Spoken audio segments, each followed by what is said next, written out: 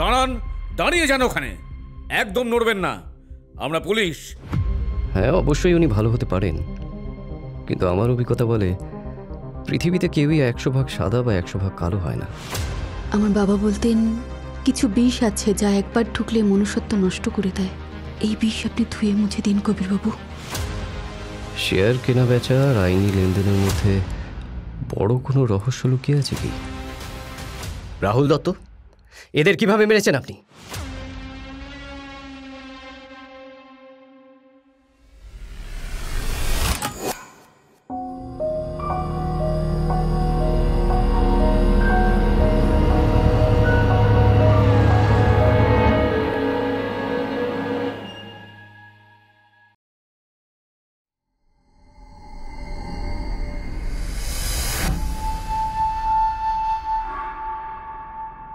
নমস্কার শ্রোতা বন্ধুরা, শুনছেন থ্রিলার 10।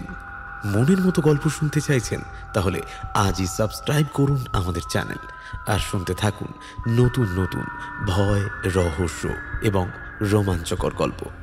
সাবস্ক্রাইব করে পাশের বেল আইকনটি প্রেস করে দিন যাতে কোনো নোটিফিকেশন মিস না হয়ে যায়।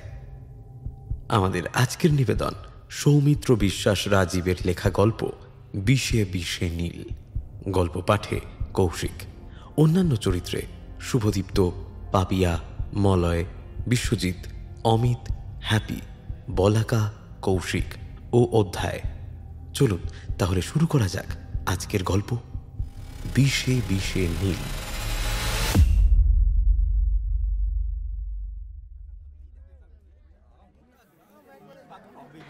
দার্জিলিংয়ের ঘন কুয়াশার চাদরে মোড়া পাহাড়ের ওপর ধীরে ধীরে সূর্যের আলো ফুটছে। পাহাড়ের চূড়ায় ছায়ার মতো দাঁড়িয়ে আছে এক বিলাসবহুল বাংলো, যেখান থেকে সাইরেনের কর্কশ শব্দ আর উৎকণ্ঠায় ভরা কোলাহল ছড়িয়ে পড়ছে। সকালবেলার শান্তি যেন এক লহমায় ভেঙে টুকরো টুকরো হয়ে গেল।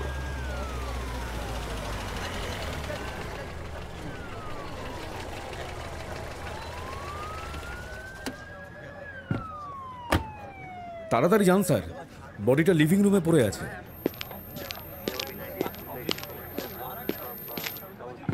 জি স্যার, এইদিকে।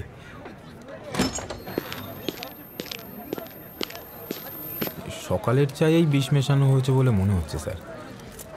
ঘরের মধ্যে প্রবেশ করল একজন দীর্ঘদেহী পুরুষ, ডিটেকটিভ কবির।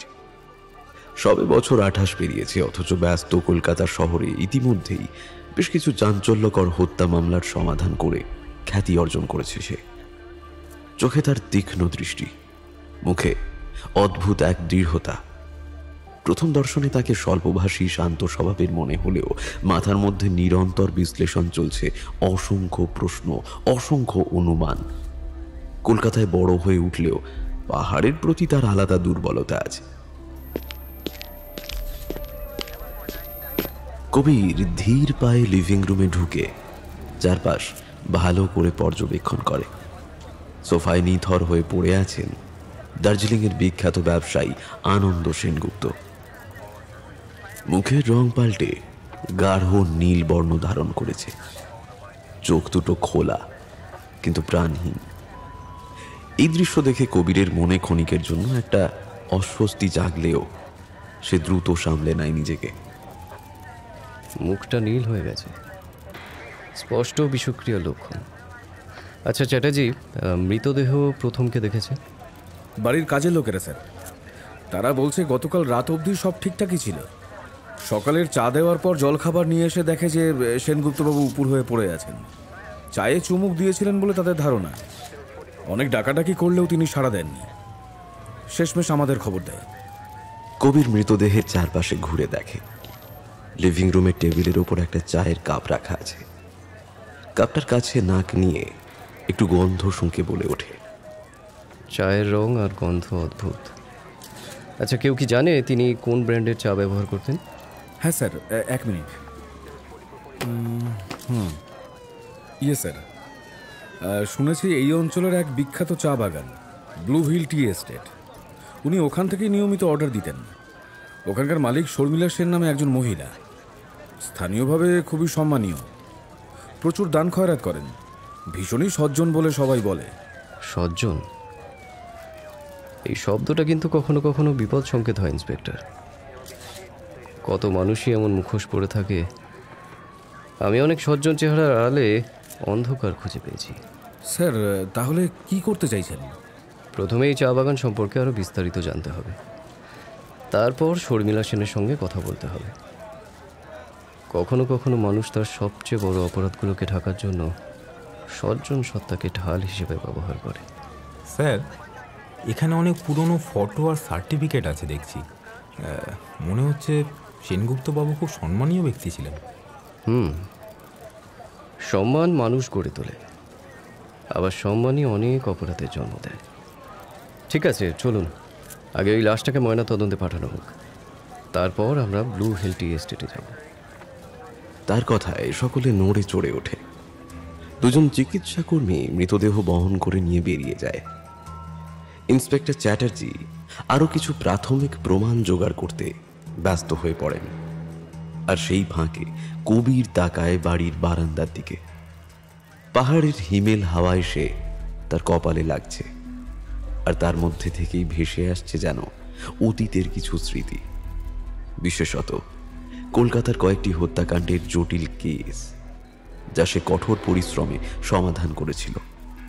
তার সেই অভিজ্ঞতা আজ আবার দার্জিলিংয়ের পাহাড়ে কাজে লাগবে কিনা কে জানে। এই কেসটায় গোড়া থেকেই যেন একটা ছায়াময় উপস্থিতি অনুভূত হচ্ছে। আনন্দ সেনগুপ্ত নামের এত বড় ব্যবসায়ীকে দিনের আলো ফোটার আগেই কে বা কারা বিষ প্রয়োগ করে হত্যা করলো, আর কেনই বা করলো? সব উত্তরই লুকিয়ে আছে ব্লু হিল টি এস্টেট আর তার রহস্যময় মালিক শর্মিলা সেনের কাছে।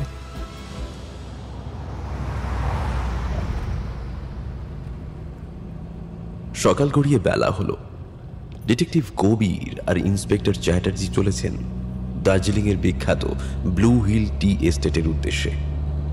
রাস্তা এবড়ো খেবড়ো হলেও আশেপাশের অপরূপ সৌন্দর্যে দুই চোখকে যেন জুড়িয়ে দেয়। কিন্তু কবিরের মন এখন অশান্ত।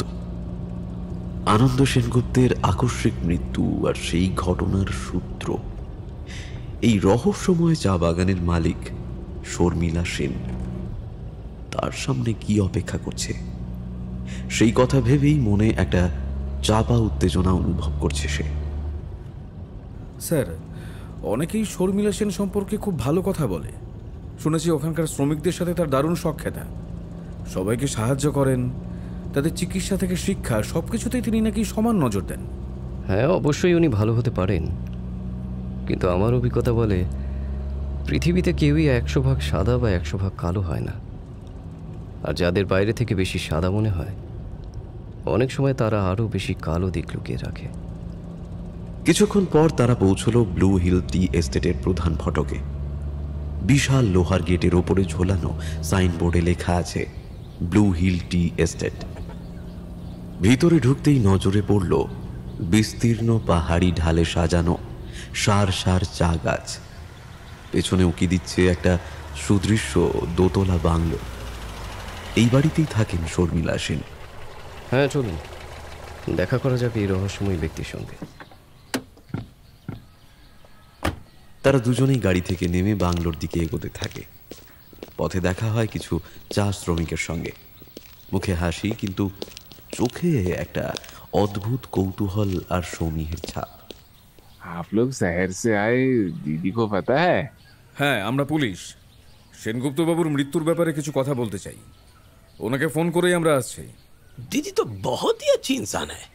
जब भी उनको फुर्सत मिले हम लोगों के स्वास्थ्य और बच्चे लोगों के शिक्षा के लिए बहुत कुछ करते हैं।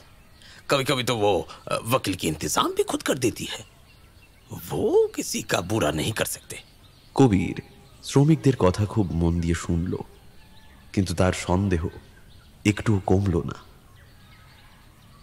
বাংলোর সামনের বাগানে একটা কারুকার্য করা ফোয়ারা, তার পাশে দাঁড়িয়ে রয়েছে একজন সুদর্শনা নারী, শর্মিলা সেন। দূর থেকেই তার উপস্থিতি চোখে পড়ে।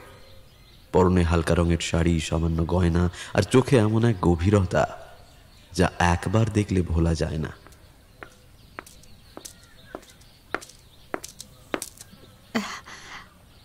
আপনারাই বুঝি শহর থেকে এসেছেন? আপনাদের জন্যই অপেক্ষা করছিলাম। নমস্কার, আমি শর্মিলা সেন। নমস্কার, আমি ডিটেকটিভ কবির, আর ইনি হচ্ছেন ইন্সপেক্টর চ্যাটার্জি। আমরা আনন্দ সেনগুপ্তর মৃত্যু তদন্তে এসেছি। সেনগুপ্তবাবুর মৃত্যু খুবই দুঃখজনক। আমি শুনেছি বিষক্রিয়ায় মারা গেছেন, কিন্তু আমার বাগানের চা যদি তার কারণ হয় তাহলে আমি সত্যিই শোকাহত। দয়া করে ভেতরে এসে বসুন, আপনারা যা জানতে চান আমি বলতে প্রস্তুত। শর্মিলা তাদের বাড়ির ভেতরে নিয়ে যায়। বাড়ির ভেতরকার পরিবেশ অভিজাত ও রুচিশীল, কিন্তু এক ধরনের নিস্তব্ধতা সেখানে বিরাজ করছে।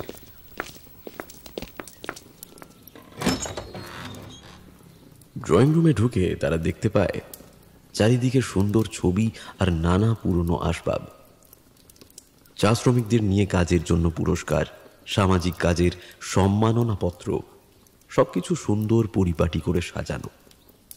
শর্মিলা তাদের বসতে ইশারা করল। বলুন, কি জানতে চান? সেনগুপ্তবাবু নিয়মিত এখানকার চা নিতেন, তাই তো? উনি এই ব্লু হিলের বিশেষ এক প্রকারের অর্গানিক চা খুব পছন্দ করতেন। প্রায় প্রতি মাসেই বেশ অনেকটা চা উনি নিজে এসে নিয়ে যেতেন। আপনার কি কোনো ব্যক্তিগত স্তরে পরিচয় ছিল তার সঙ্গে? অল্পই। তিনি ধনী ব্যস্ত মানুষ ছিলেন। আমিও আমার বাগান নিয়ে ব্যস্ত থাকি। মাঝে মাঝে তাকে দেখতাম, কথা হতো। তিনি শুধু এই বিশেষ চা নেওয়ার জন্যই আসতেন। কিছুদিন আগেই তো সেনগুপ্তবাবু এখানে এসেছিলেন, তাই না? হ্যাঁ, তা প্রায় 1 সপ্তাহ আগে 1 কেজি মতো চা নিয়েছিলেন। অন্য বাগানগুলোর তুলনায় আমাদের এখানে দাম একটু বেশি, কিন্তু গুণগত মান নাকি ওর খুব পছন্দ ছিল। কবির ওর ছোট নোটবুকে নোট নিচ্ছিল আর চোখের কোণ দিয়ে শর্মিলাকে দেখে ওর চোখ মুখ পড়ার চেষ্টা করছিল। আপনার কি মনে হয় কে বা কারা সেনগুপ্তবাবুকে বিষ দিতে পারে? আমি সেটা কি করে বলবো বলুন? এই দুনিয়ায় শত্রুর অভাব নেই। দেখুন, মহান সামাজিক ব্যক্তিত্বদেরও শত্রু থাকে, তাই না? আপনার এই চা কি সত্যি নিরাপদ? এই প্রশ্নে কিন্তু আমি সত্যি কষ্ট পেলাম। আমার কর্মীরা দিন রাত এক করে এই বাগানের পরিচর্যা করে, সব নিয়ম মেনে। কেউ বিষ প্রয়োগ করে থাকলে সেটা আমার অজান্তে করেছে, আর যদি হয়েও থাকে সেটা এই টি গার্ডেনের বাইরে। আমি এসব বিষয় নিয়ে খুব সচেতন। তবে আপনাদের তদন্তে আমি সব রকম সাহায্য করব। শর্মিলার কণ্ঠে প্রচণ্ড আত্মবিশ্বাস আর হতাশার মিশ্রণ শোনা যায়। তিনি সুন্দর, পরোপকারী, আবার কোথায় যেন একটা দুর্ভেদ্য আবরণে নিজেকে ঢেকে রেখেছেন। সেই আবরণ যে ভেদ করা সহজ হবে না তা বুঝতে পারল কবির। শিক্ষিত অভিজাত বাঙালি নারীর মধ্যে থাকা দৃঢ়তা এবং গোপনীয়তার অভেদ্য দুর্গে যেন আগাগোড়া মোড়া এই শর্মিলা। এই মহিলার চোখে একটা অদ্ভুত শীতলতা আছে। হয়তো সত্যিই দয়ালু, হয়তো বা নয়। এভাবে স্পষ্ট বোঝা মুশকিল। আমি বলছিলাম কি, মানে আপনারা যদি সত্যি ক্লান্ত হন, মানে আপনারা চাইলে আমি সামান্য চা নিয়ে আসতে পারি। না না, থাক থাক, মানে এখন দরকার নেই, পরে এক সময় হবে না হয়। পরিস্থিতি হালকা করতে শর্মিলা নিজেই সামান্য হেসে ফেলে। কবির লক্ষ্য করে তার হাসিতে কোথায় যেন একটা শীতলতা লুকিয়ে আছে। হঠাৎ বাইরে থেকে এক শ্রমিক এসে জানায় বাগানের এক অংশে কোনো সমস্যা দেখা দিয়েছে। শর্মিলা তৎক্ষণাৎ বেরিয়ে যায় পরিস্থিতি সামলাতে। দেখলেন, মহিলা নিজেই সমস্যায় ছুটলেন। শ্রমিকদের প্রতি দায়িত্বশীল।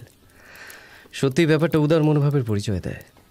হ্যাঁ স্যার, কথায় তো সত্যিই তাকে নিষ্পাপ বলেই মনে হয়। এত সহজে কাউকে নিষ্পাপ বলা ঠিক নয়। দুনিয়ায় সব কিছুই মায়ার মতো। কতবার এমন হয়েছে ভালো মানুষের মুখোশের আড়ালে লুকিয়ে আছে দানবীয় চেহারা। আমাদের সতর্ক থাকতে হবে।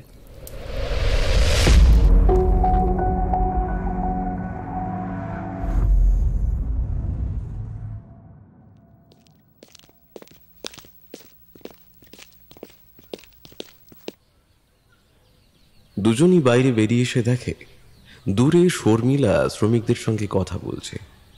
ভাবে ভাবে স্পষ্ট যে সে দ্রুত কোনো ব্যবস্থা নেওয়ার চেষ্টা করছে। সকালের মিষ্টি রোদে দাঁড়িয়ে শর্মিলার সৌন্দর্য যেন আরো উজ্জ্বল হয়ে উঠেছে। তার চোখে মুখে একটা স্নেহময় গম্ভীর ভাব, সেই সঙ্গে কর্তব্যবোধ। ঠিক তখনই কবিরের এক ঝলক দৃষ্টি বিনিময় হয়ে যায় শর্মিলার সঙ্গে। সেই এক মুহূর্তের চোখাচোখিতে কবিরের মনে হয় শর্মিলা যেন তাকে কিছু বলতে চায়, কিন্তু একটু ইতস্তত করে আবার শ্রমিকদের দিকে মনোযোগ ফিরিয়ে নেয় সে।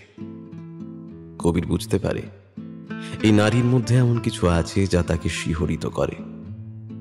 সে জানে না এই শিহরণ কি রহস্যের উত্তেজনা নাকি এই নারীর মোহময় সৌন্দর্যের আকর্ষণ, বা হয়তো দুটোই মিশে আছে। তারপরও তার সবচেয়ে বড় দায়িত্ব এই রহস্য উন্মোচন করা। আনন্দ সেনগুপ্তর মৃত্যু যে নিছক কোনো দুর্ঘটনা ছিল না সেটা সে নিঃসন্দেহে জানে।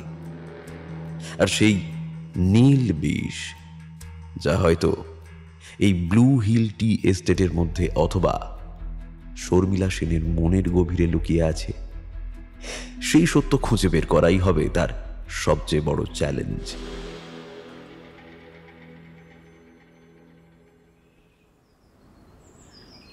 বিকেল গড়িয়ে সন্ধে হব হালকা কুয়াশা নেমেছে চারিদিকে। সারাদিনের অনুসন্ধানের পর ডিটেকটিভ কবির আর ইন্সপেক্টর চ্যাটার্জি ব্লু হিল টি এস্টেটের কাছের একটা ছোট্ট পুলিশ গেস্ট হাউসে ফিরে গেছে। সকালে আনন্দ সেনগুপ্তের মৃত্যুর তদন্ত শুরু হওয়ার পর থেকেই তাদের মনে একই প্রশ্ন ঘুরছে, শর্মিলা সেন কি সত্যি একজন দয়ালু ও নির্দোষ, নাকি তাঁর সেই সুন্দর হাসির আড়ালে লুকিয়ে আছে কোনো এক গোপন ভয়ঙ্কর সত্য? স্যার, এতক্ষণে তো আপনি বুঝতে পেরেছেন যে শর্মিলা ম্যাডামের দানশীলতা সম্পর্কে সবাই প্রশংসায় পঞ্চমুখ। যদিও আবার কেউ কেউ বলেন যে তিনি নাকি খুব গম্ভীর আর একা থাকতে পছন্দ করেন। তা ওখান থেকে কি আপনি আর কোনো ক্লু পেলেন? খুব বেশি কিছু পাইনি, তবে আজকে ওর সঙ্গে কথা বলে মনে হলো উনি যেটুকু বললেন তার চেয়ে আরও অনেক বেশি কিছু লুকিয়ে গেছেন। একটা ভয় বা সতর্কতা ওকে ঘিরে আছে। ওর আশেপাশে কেউ কেউ যেমন ওকে পরম মমতায় ভালোবাসে, আবার এমন কেউ আছে যে ওর ক্ষতি করতে চায়। আমরা কাল আবার ব্লু হিল টি এস্টেটে যাব। আজ রাতে কেস হিস্ট্রিটা একটু ভালো করে নেড়ে চেড়ে দেখি। চ্যাটার্জি মাথা নেড়ে রাজি হয়। রাত বাড়ে, পাহাড়ের শীতল বাতাসে করিডোরের বাতিগুলো দুলে ওঠে। চারপাশে কুয়াশার চাদর যেন গা ছমছমে পরিবেশ তৈরি করে।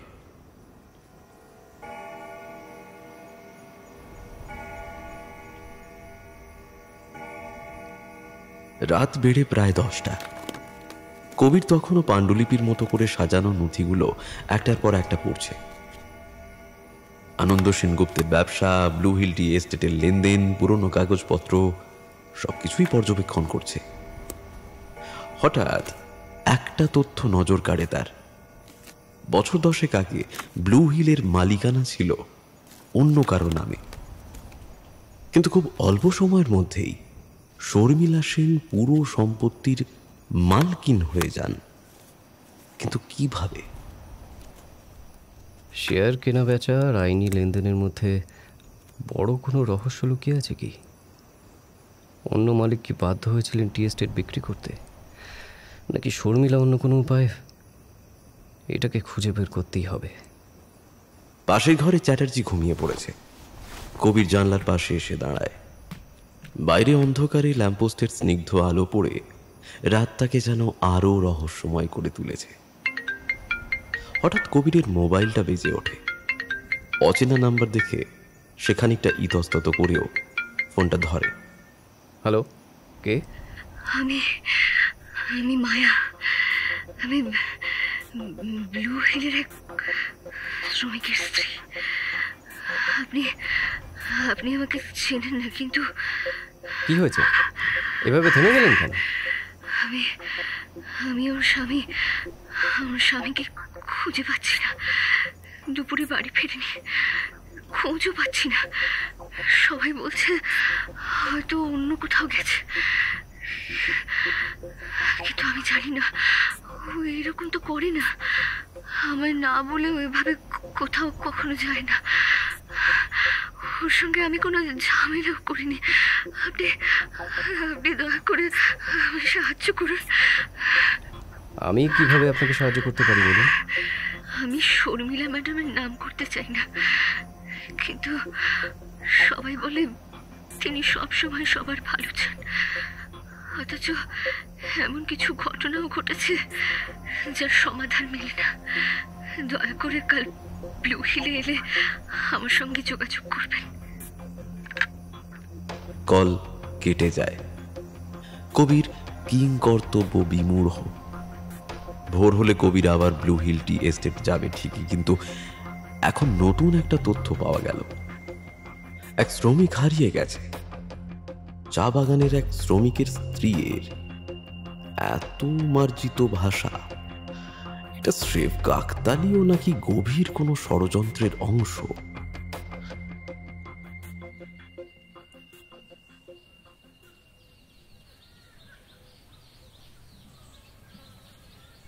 ভোরের আলো ফোটার সঙ্গে সঙ্গেই কবির আর চ্যাটার্জি রওনা দেয় ব্লু হিল টি এস্টেটের দিকে। আগের দিনের মতো শর্মিলা সেন তাদের স্বাগত জানায় না। ওকে বাড়িতে পাওয়া যাচ্ছে না বলে একজন পরিচারিকা জানায়, বাবু, ম্যাডাম তো খুব ভোরেই কোথাও বেরিয়ে গেছেন। ওনার এত ভোরে কোথায় যাওয়ার প্রয়োজন পড়ল? চুপ করে থাকুন, দেখি যদি এই সুযোগে বাড়িটা একটু ঘুরে দেখা যায়। বাড়িটা বহু পূর্বে ব্রিটিশদের আমলে তৈরি। দেওয়ালে পুরনো পোর্ট্রেট, ট্রফি আর অদ্ভুত কিছু শিল্পকর্ম আছে। একটা দরজা অর্ধেক খোলা, ভেতরে ঢুঁ মারে কবির। এই ঘরটায় অদ্ভুত একটা গন্ধ আছে। ঘরে ঢুকে তারা দেখে পুরনো বুকশেলফে বেশ কিছু হরেক রকমের বই। যেমন রয়েছে বাংলা বই, ঠিক সেরকমই আছে প্রচুর ইংরেজি বইও। কবির লক্ষ্য করল এর মধ্যে অনেক কটা বই অ্যাডভান্স অর্গ্যানিক কেমিস্ট্রির। এর ঠিক পাশের একটা টেবিলে ছোট ছোট কাঁচের বোতলে ভরা বিভিন্ন ধরনের রাসায়নিক পাউডার ও পাতলা লিকুইড। এত সব জিনিস, স্যার এগুলো ওষুধ নাকি? কবির হাত বাড়িয়ে একটা বোতল হাতে নিয়ে পরীক্ষা করে। হাইড্রোসায়ানিক এক্সট্র্যাক্ট, এটা একটা শক্তিশালী বিষ। মেডিকেল গবেষণায় এটা ব্যবহার হতে পারে, কিন্তু অপটু অনভিজ্ঞ হাতে পড়লে বিপদও ডেকে আনতে পারে। তাহলে কি শর্মিলা ম্যাডাম এসব জিনিস সংগ্রহ করে রাখেন? হয়তো, আবার অন্য কারোরও হতে পারে। আমাদের আগে নিশ্চিত হতে হবে। চ্যাটার্জি, প্রমাণ হিসেবে তোমার ফোনে একটু ছবি তুলে রাখো এগুলো। ঠিক এই সময় হঠাৎ পায়ের শব্দ পেয়ে তারা দ্রুত বেরিয়ে যায় ঘর থেকে, পাছে ধরা পড়ে যায় সেই আশঙ্কায়। তারা বাড়ির বাইরে এসে দেখে শর্মিলা এসে গেছে। তাদের দেখেই সে জিজ্ঞাসা করে, আপনারা বাড়ির ভেতর ঘুরছিলেন? কোনো সমাধান পেলেন? আসলে এত বড় বাড়ি একবার দেখতে ইচ্ছা হলো আর কি। যাই হোক, আজ আবার জ্বালাতন করতে এসেছি। গতকাল রাতে আমরা একটা ফোন পেয়েছি আপনার বাগানের এক শ্রমিকের স্ত্রীর কাছ থেকে। তিনি বলেছেন তার স্বামী নাকি হারিয়ে গেছেন। কি? আমাকে তো কিছু বলেনি কেউ। কি নাম? না, আমি পুরো নাম পাইনি। আজ আমরা সেই মহিলার খোঁজে এসেছি। কোনো তথ্য পেলে আমাকেও জানাবেন প্লিজ। আমি সবার খোঁজ রাখার চেষ্টা করি, হয়তো কোথাও কোনো কমিউনিকেশন গ্যাপ হয়ে গেছে। শর্মিলার কণ্ঠে মমতা আর উদ্বেগের মিশ্রণ শুনে কবির আবার দ্বিধায় পড়ে। তার ঘরে সে যে বিষের বোতল পেয়েছে সে কথা এখনই বলবে নাকি আরও তথ্য সংগ্রহ করবে? ঠিক এই সময় এক স্টাফ হন্তদন্ত হয়ে ছুটে আসে তাদের দিকে। দিদি, দিদি, রাস্তার ধারে একটা পাথরের কাছে নাকি একটা ডেড বডি পাওয়া গেছে। এক্ষুনি এসো দিদি, অনেক লোক জড়ো হয়েছে ওখানে। Dead body? কোথায়? কোন দিকে? চলো চলো, এক্ষুনি চলো। চলো, সময় নষ্ট করা যাবে না। এতগুলো ঘটনার মাঝে আরেকটি অজ্ঞাত লাশের সন্ধান মিলল। ডিটেকটিভ কবির আর ইন্সপেক্টর চ্যাটার্জি দ্রুত রওনা দিলেন সেই দুর্গম জায়গার দিকে। তাঁদের অনুসরণ করছে শর্মিলা সেন। ব্লু হিল টি এস্টেটের চারপাশে ঘনিয়ে আসছে দার্জিলিংয়ের কুয়াশা এবং সেই সঙ্গে গাঢ় হয়ে উঠছে রহস্যের জাল। এই নীল বিষের উৎস কার হাতে? প্রকৃতি নাকি মানুষের অন্তরের অন্ধকার?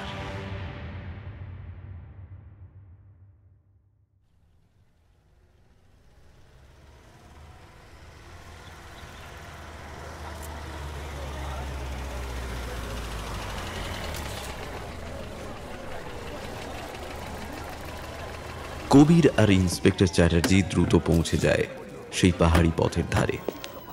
শর্মিলা ঠিক তাদের পিছনে। সকালের আলো ম্লান হয়ে চারিদিকে কুয়াশা।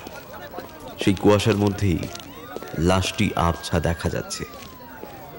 সমস্ত শরীরে ময়লা আর ধুলোবালি, কিন্তু তারপরেও যেটা প্রকট তা হলো মুখের রং অস্বাভাবিক গাঢ় নীল। এবং আনন্দ সেনগুপ্তের মতো এরও চোখ খোলা কিন্তু প্রাণহীন। সর্বনাশ স্যার, ওর হাত পা দুটো দেখে মনে হচ্ছে যেন কোনোভাবে পাহাড় থেকে গড়িয়ে পড়েছে। তবে স্যার, মাথায় একটা গভীর ক্ষতের দাগও আমি দেখেছি। হয়তো কেউ এখানে ফেলে গেছে বা দুর্ঘটনা হতে পারে, কিন্তু দুর্ঘটনা বলে তো মনে হচ্ছে না। মাথায় আঘাতটা স্পষ্ট, আর তার সাথে মুখে স্বাভাবিক বর্ণের বদলে গাঢ় নীলচে ভাব। না না না, নিছক কাকতালীয় বলে তো মনে হচ্ছে না।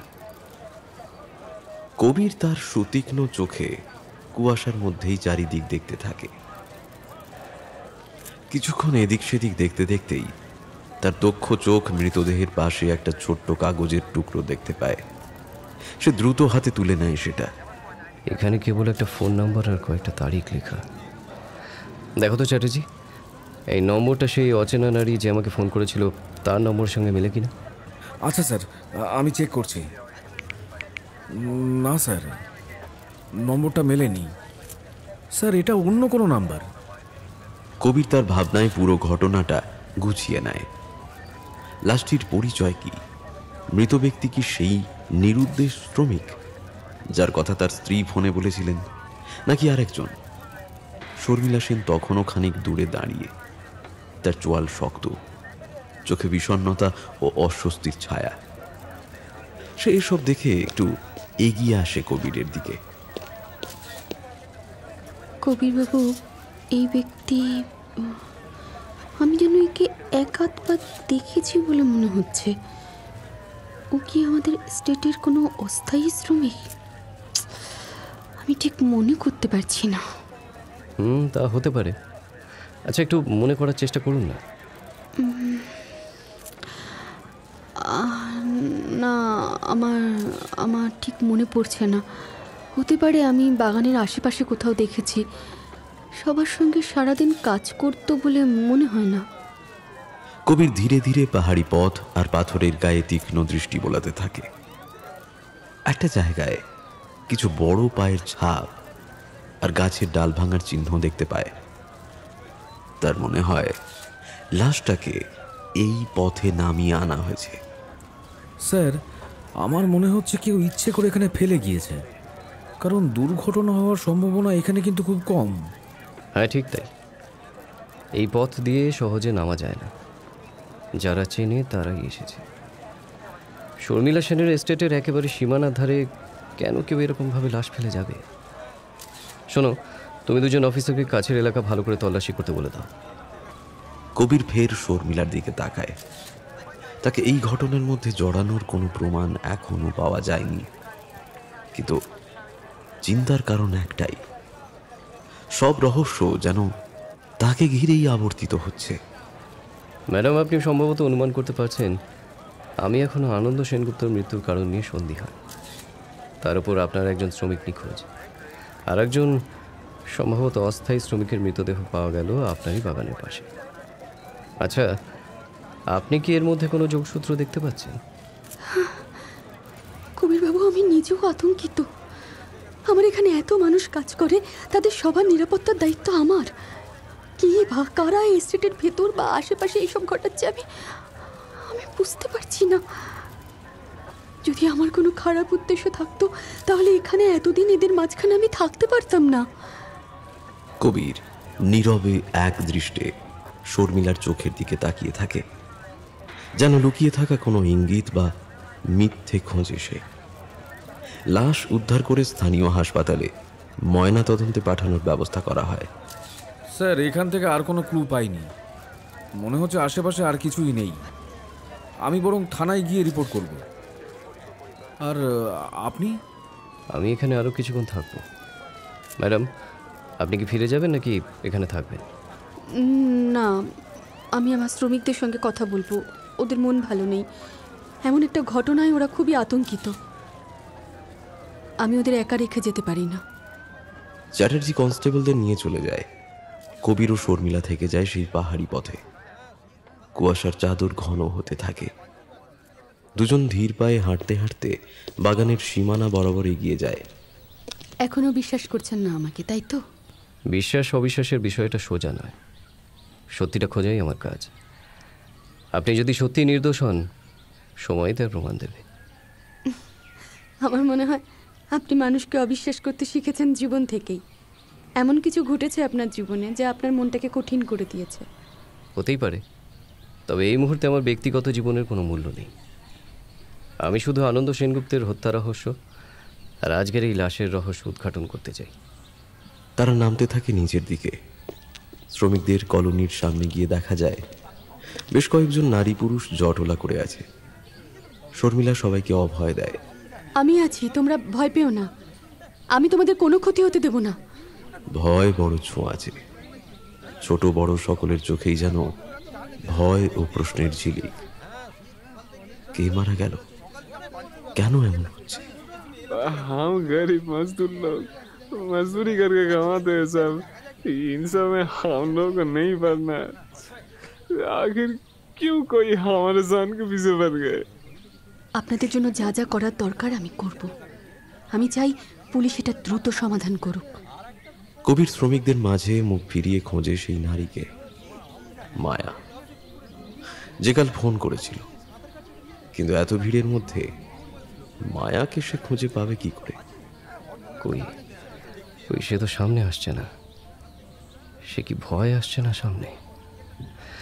তাকে চিনবই বা কি করে? এই অবস্থায় শর্মিলার সামনে মায়ার নাম ধরে খোঁজ করাটাও ঠিক হবে না। শ্রমিকরা শঙ্কিত, কেউ আর মুখ খুলতে চাইছে না।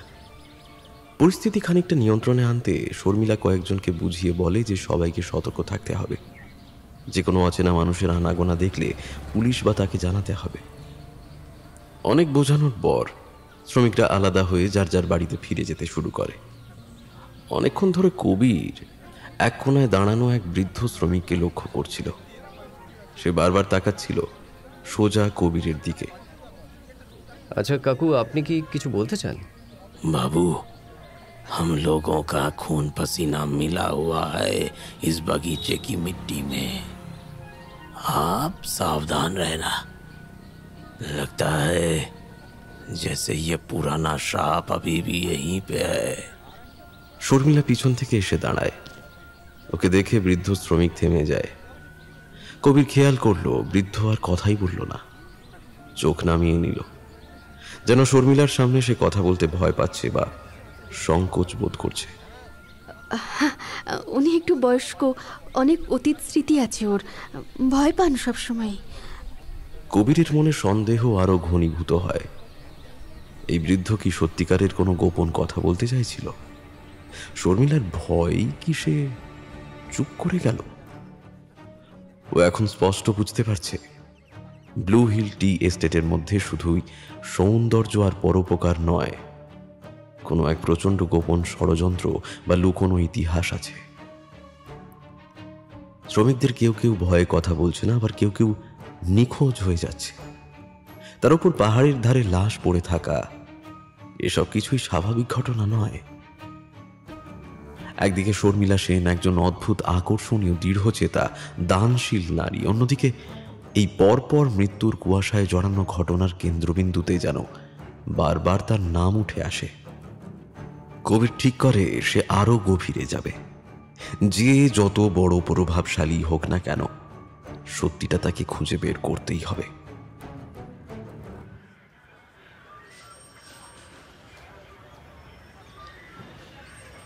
গতকালের ঘটনার পরে সকালের আলোয় ডিটেকটিভ কবিরের মনে আরও প্রশ্ন এসে ভিড় করেছে। লাশ পাওয়ার পর থেকেই ঘটনা প্রবাহ যেন নতুন মোড় নিতে চাইছে।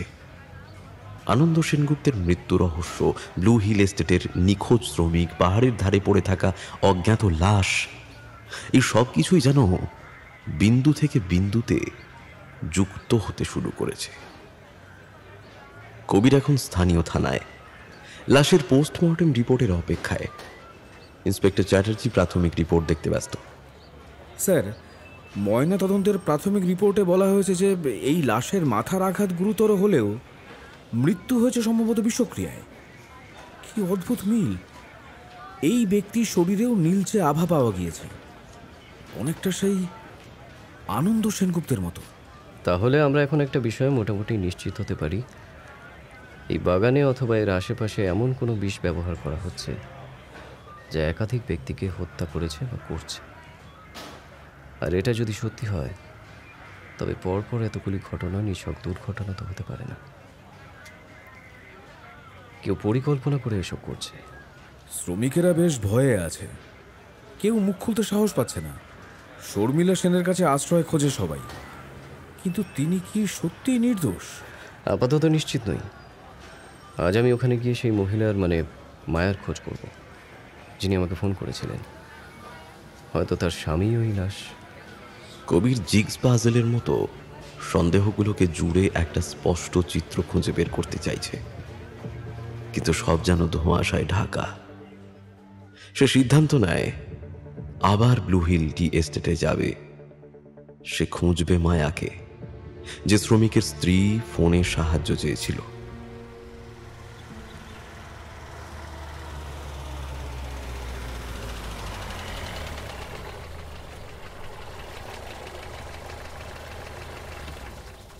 সকাল প্রায় 10টা।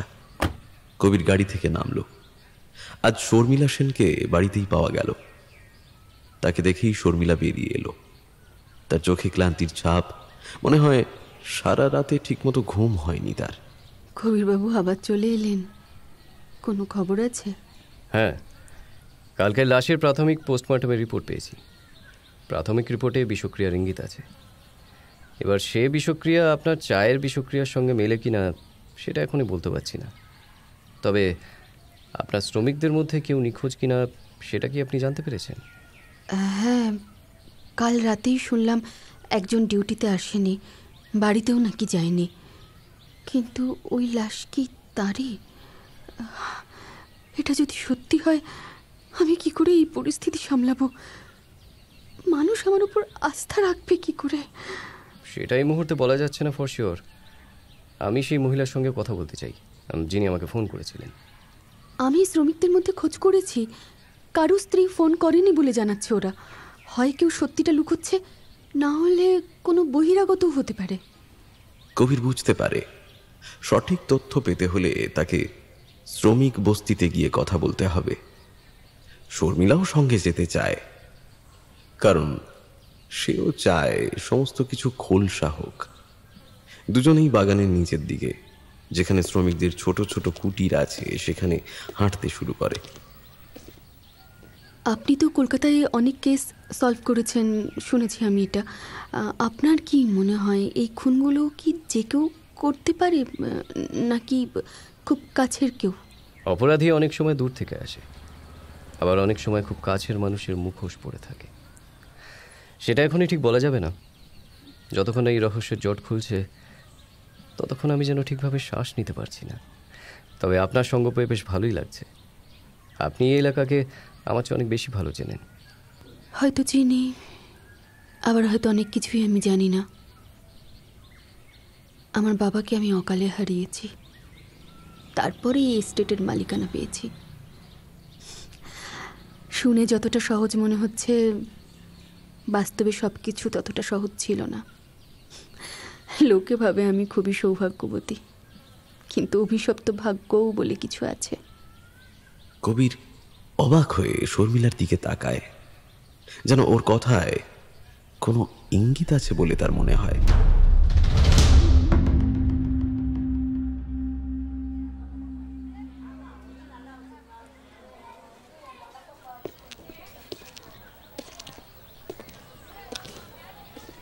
হাঁটতে হাঁটতে ওরা পৌঁছে গেল বস্তিতে।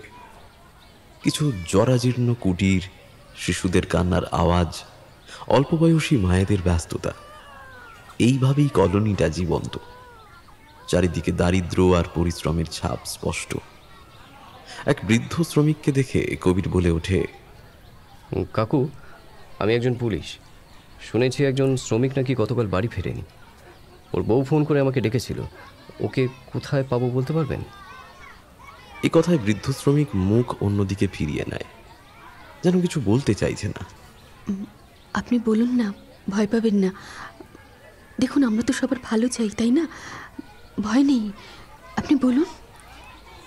माफ कीजिएगा मैडम, हमको कुछ नहीं पता।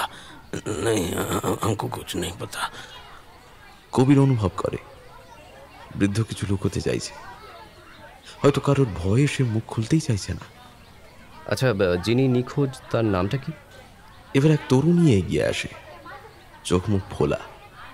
বোঝা যায় সে অনেকক্ষণ কেঁদেছে। আমার স্বামী সুনীল গতকাল সকালে বেরিয়ে গেছিল কাজের জন্য, ফেরেনি।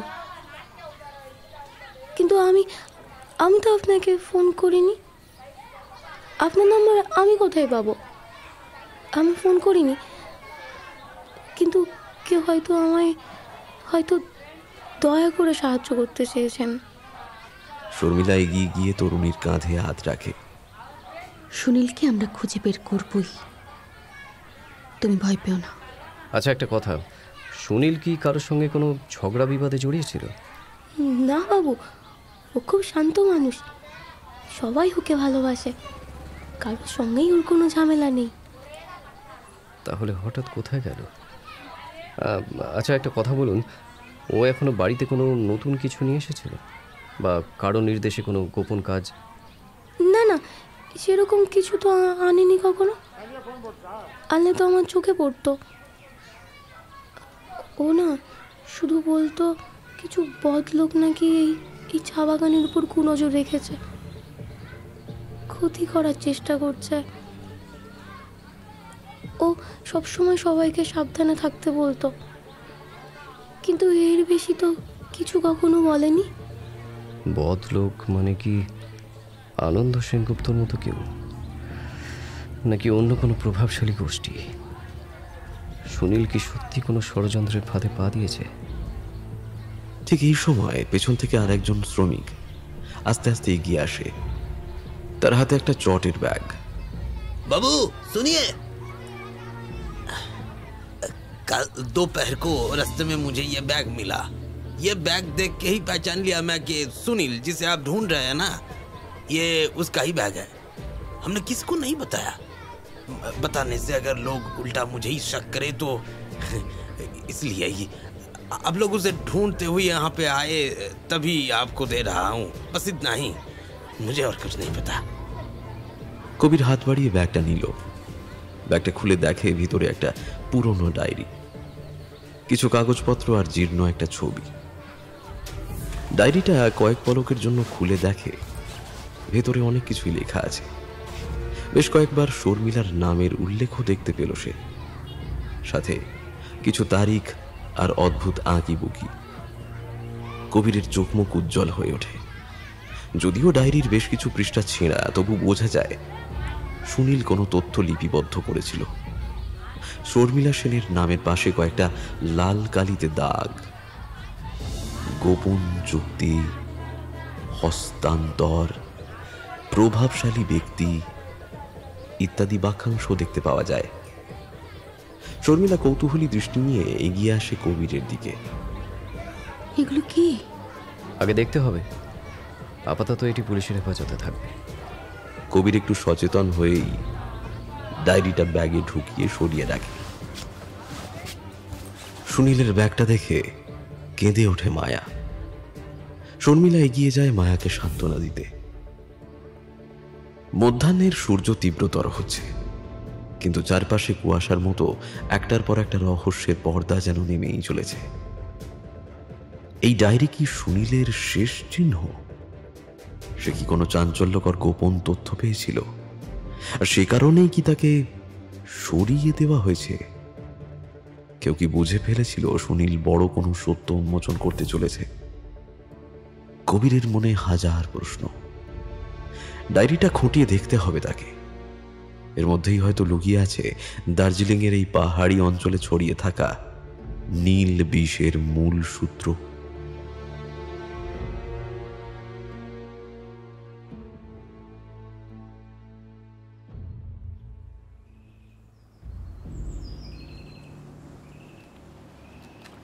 সুনীলের হারিয়ে যাওয়া আর পাহাড়ি পথে অজ্ঞাত লাশ আবিষ্কারের পর থেকেই রহস্য আরো ঘনীভূত হয়ে উঠেছে।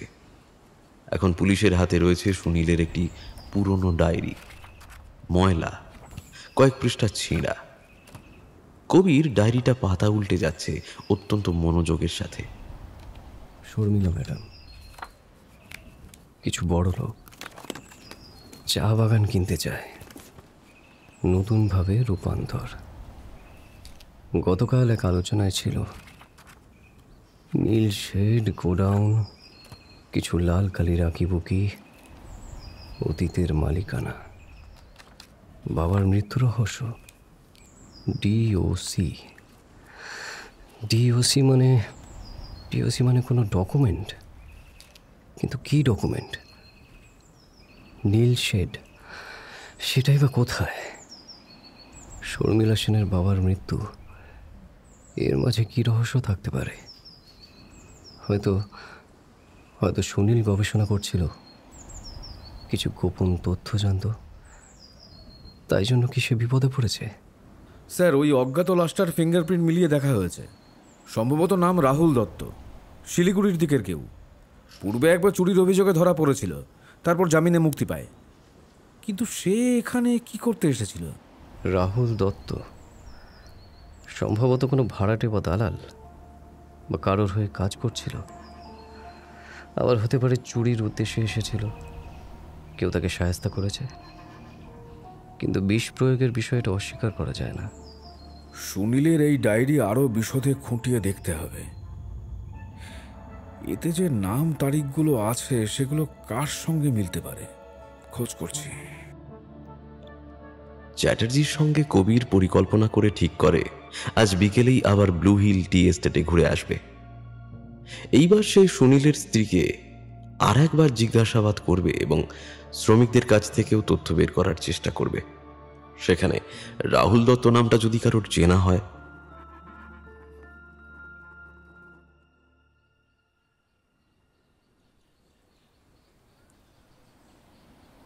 চা বাগানের অদ্ভুত সৌন্দর্যে চোখ পড়লেও কবিরের মনে বিরক্তি আর সন্দেহের ছায়া। সে কোনোভাবেই যেন এই কেসটাকে কাবু করতে পারছে না। শর্মিলা বাংলোর বারান্দায় দাঁড়িয়ে আছে। তার চোখে যেন একটা অদ্ভুত ক্লান্তি, হয়তো উদ্বেগ, হয়তো আতঙ্ক। কবিরকে দেখে সে বলে উঠল, আপনি এসেছেন? কোনো নতুন খোঁজ? আপনার কি মনে হয় এই ষড়যন্ত্রের পেছনে আমার কোনো যোগ আছে? আমার কাজ হলো তথ্য সংগ্রহ করে সত্য উদ্ঘাটন করা। মানুষ যা বিশ্বাস করে সেটাই সবসময় সত্য হয় না। শর্মিলা সামান্য হাসে।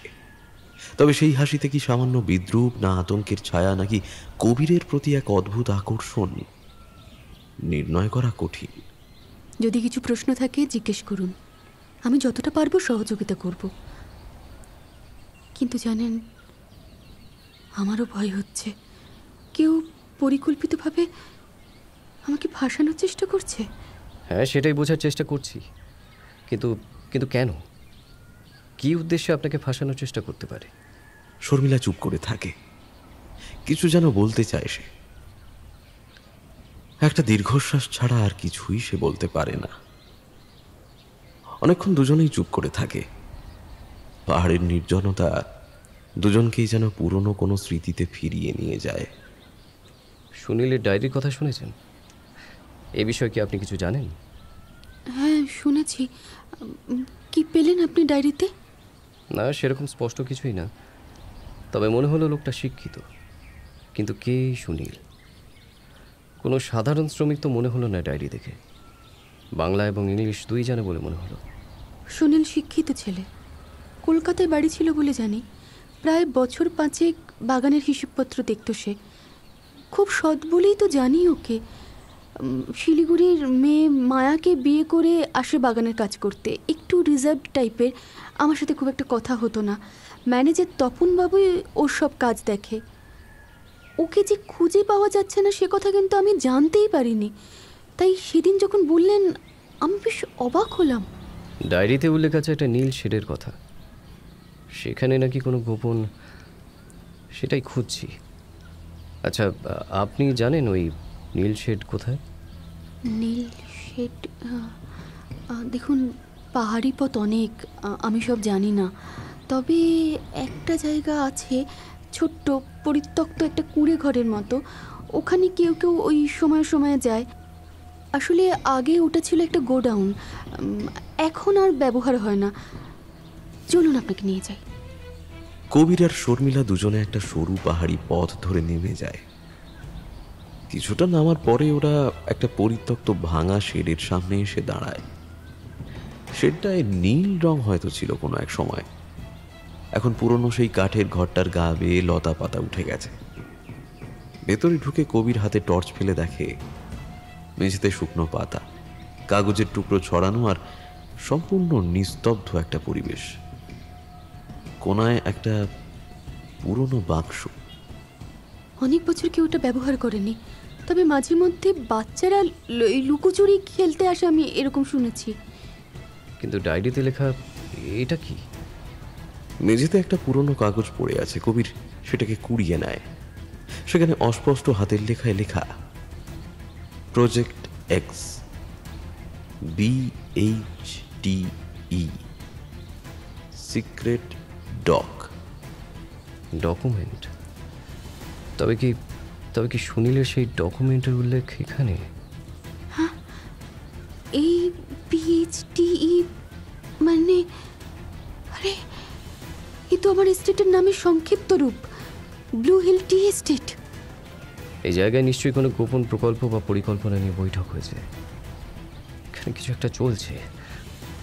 আপনি কি সত্যি কিছু জানেন না? কি জানবো আমি? এত বড় এস্টেট, এত মানুষ, আমি চেষ্টা করি সবার খবর রাখতে, কিন্তু কেউ যদি লুকিয়ে কোনো অন্যায় করে আমার পক্ষে সেটা জানা সম্ভব নয়। আমি বিশ্বাস করুন, আমি সত্যি এই ব্যাপারে কিচ্ছু জানি না। কবির কিছু বলতে গিয়েও থেমে যায়। হঠাৎ বাইরে একটা পদশব্দ শুনে দুজনই সতর্ক হয়ে ওঠে। দরজার ফাঁক দিয়ে দেখা যায় কেউ একটা দ্রুত পায়ে পালাচ্ছে। কবির দরজাটা খুলে পিছনে ছুটতে গিয়ে দেখে পাহাড়ের ঘন গাছপালায় মিলিয়ে গেছে সেই ছায়া মূর্তি। ও কে ছিল?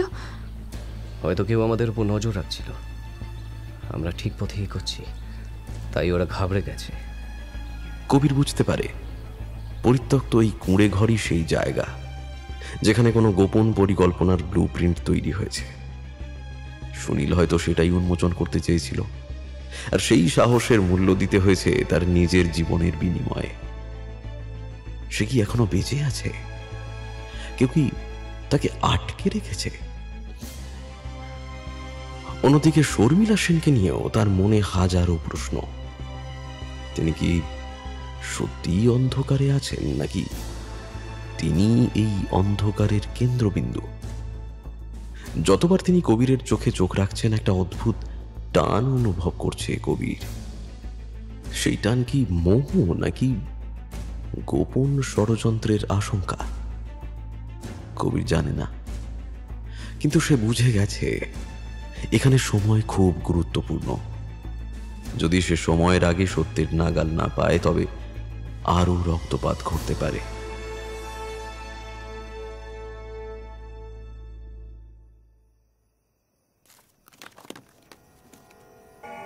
রাতে গেস্ট হাউসের ছোট্ট ঘরের আলো আধারিতে বসে কবির ডায়েরি ও কুঁড়ে ঘর থেকে পাওয়া সেই ছোট্ট কাগজের টুকরোটা হাতে নিয়ে উল্টে পাল্টে দেখছে। BHTE, blue hill tea estate, project X. এমন কিছু প্রজেক্ট কি চালু হওয়ার কথা ছিল, যার জন্য কেউ পরিকল্পিতভাবে জমি দখল করতে চায় বা বড় লোকদের বিনিয়োগ আনতে চায়? মনে হচ্ছে শর্মিলা সেনের বাবার মৃত্যুর রহস্যটাও এখানে কোথাও জড়িয়ে আছে। সুনীলের ডায়েরিতে বাবার রহস্যময় মৃত্যু নিয়ে ইঙ্গিত আছে, কিন্তু কিন্তু কেন?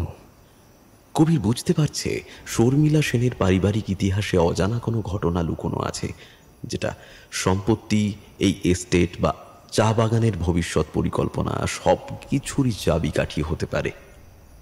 সেই ঘটনাই হয়তো একে একে মানুষকে বিপদে ঠেলে দিচ্ছে।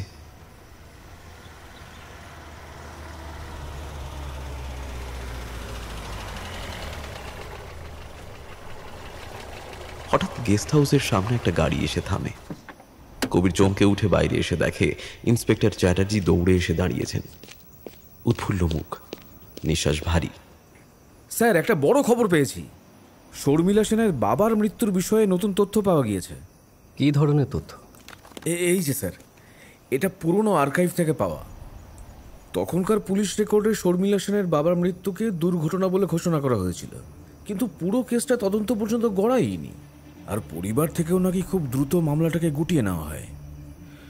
আরও একটা ব্যাপার স্যার, তার বাবার নামে তখন একটা বড় লোন চলছিল, যা পরিশোধ না হওয়ায় নাকি এস্টেট প্রায় বিক্রি হয়ে যাচ্ছিল। আচ্ছা, তার মানে সে সময়ে কেউ বা কারাই এস্টেট কিনতে চেয়েছিল এবং পরে দেখা গেল শর্মিলা দ্রুত মালিকানা হাতে নিলেন। তখন শর্মিলার বয়স কম ছিল না? হ্যাঁ, তিনি তখন কিশোরী। আর এই ঘটনার কিছুদিনের মধ্যে তার মাও অসুস্থ হয়ে মারা যান। তারপর এক অভিভাবক, তার মামা, উনি তাকে বড় করেন। এই সব যেন কোনো অদ্ভুত অভিশাপের মতো। কবির বুঝতে পারে শর্মিলা সেনের শুধু অতীত নয়, বরং তাকে ঘিরে মৃত্যুর ঘটনা ঘটেই চলেছে। একদিকে তিনি এত আত্মবিশ্বাসী ও দানশীল নারী হিসেবে পরিচিত, অন্যদিকে তার জীবনের চারপাশে জমা হয়েছে মৃত্যুর কালো ছায়া। আমাকে একটা কাজ করতেই হবে। আগেই ঘটনার তদন্ত হবে।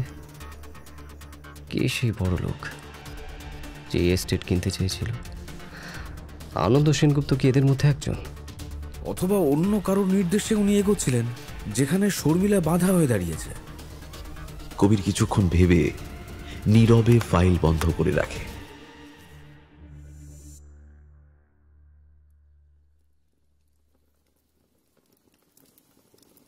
কবির আর চ্যাটার্জি মিলে শর্মিলা সেনের সঙ্গে সরাসরি কথা বলতে এলো।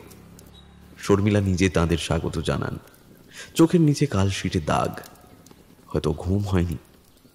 উপস্থিত রয়েছেন এস্টেট ম্যানেজার তপন বাবু আর আরও 2-3 এস্টেট কর্মী। আপনারা আমার অতীত সম্পর্কে যা জানতে চান জানবেন। আমি কোনো কিছুই লুকোবো না। যদি তাতে তদন্তে এগোয় আমি সব বলবো।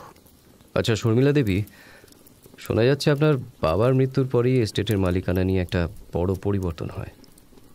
আপনার পরিবারের ঘনিষ্ঠ, মানে আপনার মামা, এই ব্যাপারে খুবই সাহায্য করেছিলেন, কিন্তু তিনিও পরে মারা যান। হ্যাঁ, আমি তখন ছোট, মাত্র 15 কি 16।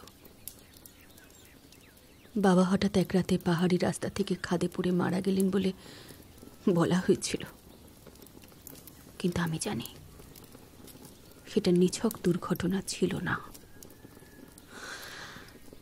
পরে আমার অভিভাবক হওয়ার কথা ছিল যিনি, মামা,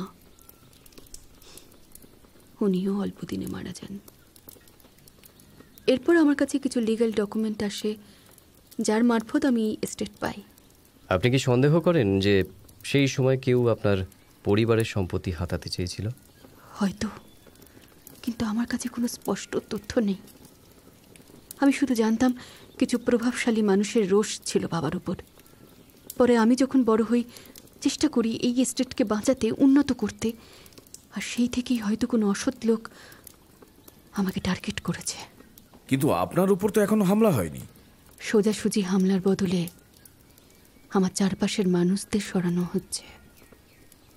আমি যদি ভীত হয়ে এখান থেকে সরে যাই তাহলে নিশ্চয়ই সুবিধা হবে কারোর। কবির কিছু একটা ভেবে নীরবে মাথা নাড়ে। একটি সম্ভাবনার দিক এখন ফুটে উঠছে। কোনো গোপন হাত হয়তো শর্মিলার প্রিয়জনদের হত্যা করে কিংবা তার আশেপাশে থাকা মানুষদের সরিয়ে দিচ্ছে, যাতে তিনি একা হয়ে যান এবং শেষমেশ এস্টেট বিক্রি করতে বাধ্য হন। এরপর আপনার পরিকল্পনা কি? আমি এস্টেট বাঁচাতে চাই। আমি এখানকার শ্রমিকদের জীবনের মান উন্নত করতে চাই। মাঝে মধ্যে অনেকেই ভালো দামে কিনতে চেয়েছে, আমি রাজি হইনি। আচ্ছা, আপনার বাবার মৃত্যুর সময় কি কি ঘটেছিল সমস্ত কাগজপত্র কি এখনো আছে? ফাইলের একটা অংশ রহস্যজনকভাবে গায়েব হয়ে যায়। অবশিষ্ট যা আছে সেগুলো আমি আপনাদের হাতে তুলে দিতে পারি। কবির আর চ্যাটার্জিকে নিয়ে শর্মিলা পড়ার ঘরে নিয়ে যায়। একটা পুরনো আলমারি ভর্তি বেশ কিছু ফাইল, কিছু পারিবারিক অ্যালবাম আর ধুলো মাখা কাগজপত্র।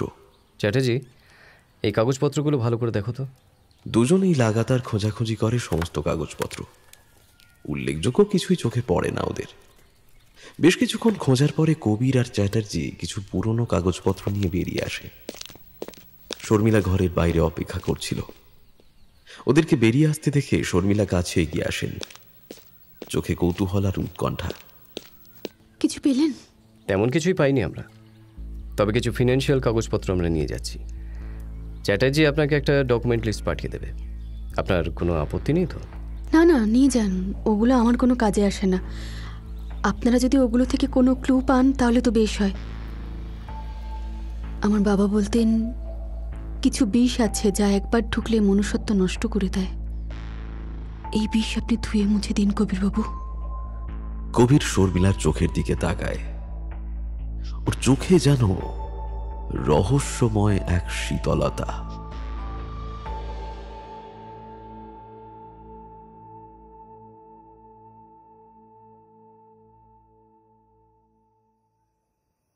সন্ধ্যাবেলায় পুলিশ গেস্ট হাউসের বাইরে কবির আর ইন্সপেক্টর চ্যাটার্জি বসে আলাপ করছে।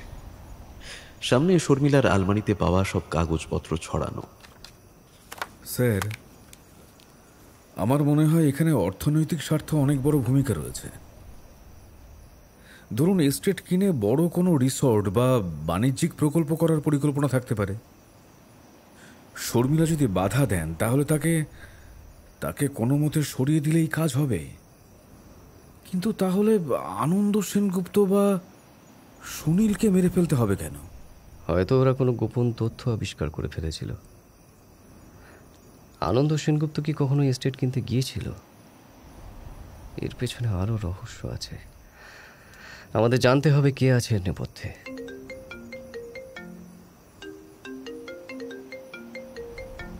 হ্যালো কবিরবাবু। শর্মিলা দেবী, কি হয়েছে? আপনি ঠিক আছেন তো?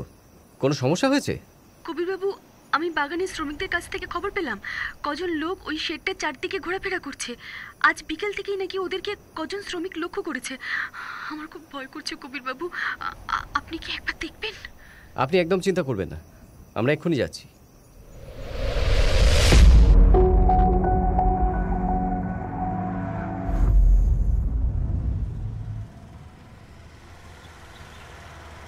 কবির, চ্যাটার্জি আর দুজন কনস্টেবল গাড়ি নিয়ে যখন সেখানে পৌঁছালো তখন বেশ অন্ধকার। একই জায়গাটি জনমানবহীন, জঞ্জাল জমে আছে, তারপর ঘুটঘুটে অন্ধকার। সাবধান, কেউ একবার আমাদের দেখে ফেললে পালিয়ে যেতে পারে। টর্চের আলো অফ করো, ধীরে ধীরে এগিয়ে চলো। চারজন টর্চ বন্ধ করে ধীরে ধীরে পায়ে পায়ে এগোলো। দেখতে পেল দরজার ফাঁক দিয়ে এক বিন্দু আলো। কেউ ভেতরে আছে। কবির আস্তে আস্তে এগিয়ে যায়। ভাঙা দেয়ালে উঁকি মেরে দেখতে পায় একটা কালো পোশাক পরা মানুষ একটা ছোট্ট বাক্স খুলে ভেতর থেকে কি একটা ফাইল বের করে উল্টে পাল্টে দেখছে। ওর হাতে একটা ছোট্ট টর্চ। স্যার, ধরে ফেলবো? এখনো না, দেখি ও কি খুঁজছে। কালো পোশাক পরা লোকটা কিছুক্ষণ চুপচাপ কাগজপত্রগুলো পর্যবেক্ষণ করলো। হঠাৎ সে ব্যস্ত হয়ে ফাইলগুলো নিজের ব্যাগে ঢোকাতে শুরু করে। তবে কেউ বুঝে ফেলেছে যে কেউ ওর ওপর নজর রাখছে। দাঁড়ান, দাঁড়িয়ে যান ওখানে, একদম নড়বেন না, আমরা পুলিশ। সেই ব্যক্তি তৎক্ষণাৎ দৌড় দেয়, আরেক পাশের ভাঙা দরজা ঠেলে বের হয়ে যায়। কবির আর কনস্টেবলরা ধাওয়া করে, কিন্তু অন্ধকারে সে অদৃশ্য হয়ে যায়। ওরা এই পাহাড়ি সরু রাস্তায় অসহায়। একে ওরা নতুন, তারপর আবার পাহাড়ের এই অতল গভীর। পা ফসকে পড়ে গেলে মৃতদেহ খুঁজে পাওয়া যাবে না।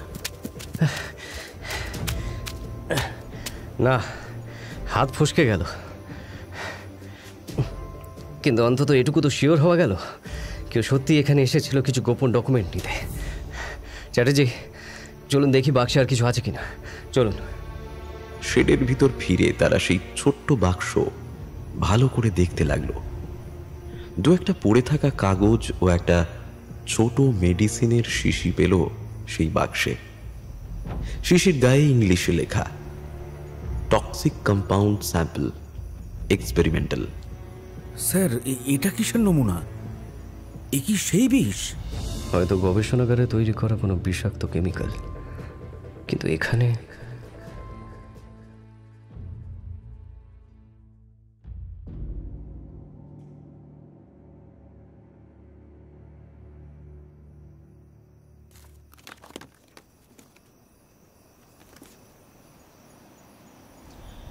গেস্ট হাউসে ফিরে কবির ও চ্যাটার্জি চুপচাপ বসে এই নতুন প্রমাণগুলো বিশ্লেষণ করতে বসল।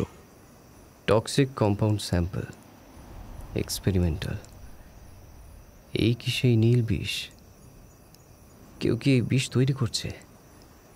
হয়তো কোনো ল্যাব বা গোপন গবেষণা চলছে, কিন্তু এখানে কেন? এত নিরিবিলি জায়গায় ল্যাব, কি উদ্দেশ্য থাকতে পারে?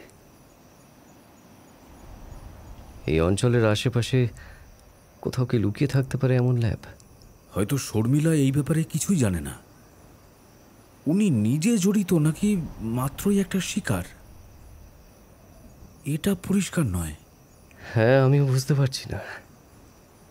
ওনার সহানুভূতিশীল ভাবনা চিন্তাও সত্য হতে পারে, আবার অপরাধকে ঢাকার জন্য একটা মুখোশও হতে পারে। পরদিন সকালে কবির খবর পায় শর্মিলা সেন নাকি গত রাতে এস্টেট থেকে কোথাও গেছেন, বাড়িতে নেই। খবরটা পেয়েই কবির চলে যায় শর্মিলার বাংলোতে। খবর নিতে গেলে কেউ বলে চিকিৎসার জন্য শহরে গেছেন, কেউ বা বলে কোনো ব্যক্তিগত কাজে। কবির সন্দিহান হয়ে ওঠে। ঠিক এমন সময় কোথায় গেলেন তিনি? ওনার নম্বরও তো পাওয়া যাচ্ছে না। না বাবু, ম্যাডাম তো কিছু জানায়নি। স্যার, উনি কি পালিয়ে গেলেন অথবা কোনো ফাঁদে পা দিলেন? হ্যাঁ, সে যাই হোক, শোনো, তোমরা আশেপাশের অস্থায়ী শেড, পরিত্যক্ত বাড়ি সব খুঁজে দেখো। এখানে কোনো গোপন ল্যাব বা গবেষণাগার থাকলে সেটাও খুঁজে দেখতে হবে। চ্যাটার্জি কনস্টেবলদের সাথে নিয়ে সার্চ অপারেশন শুরু করে।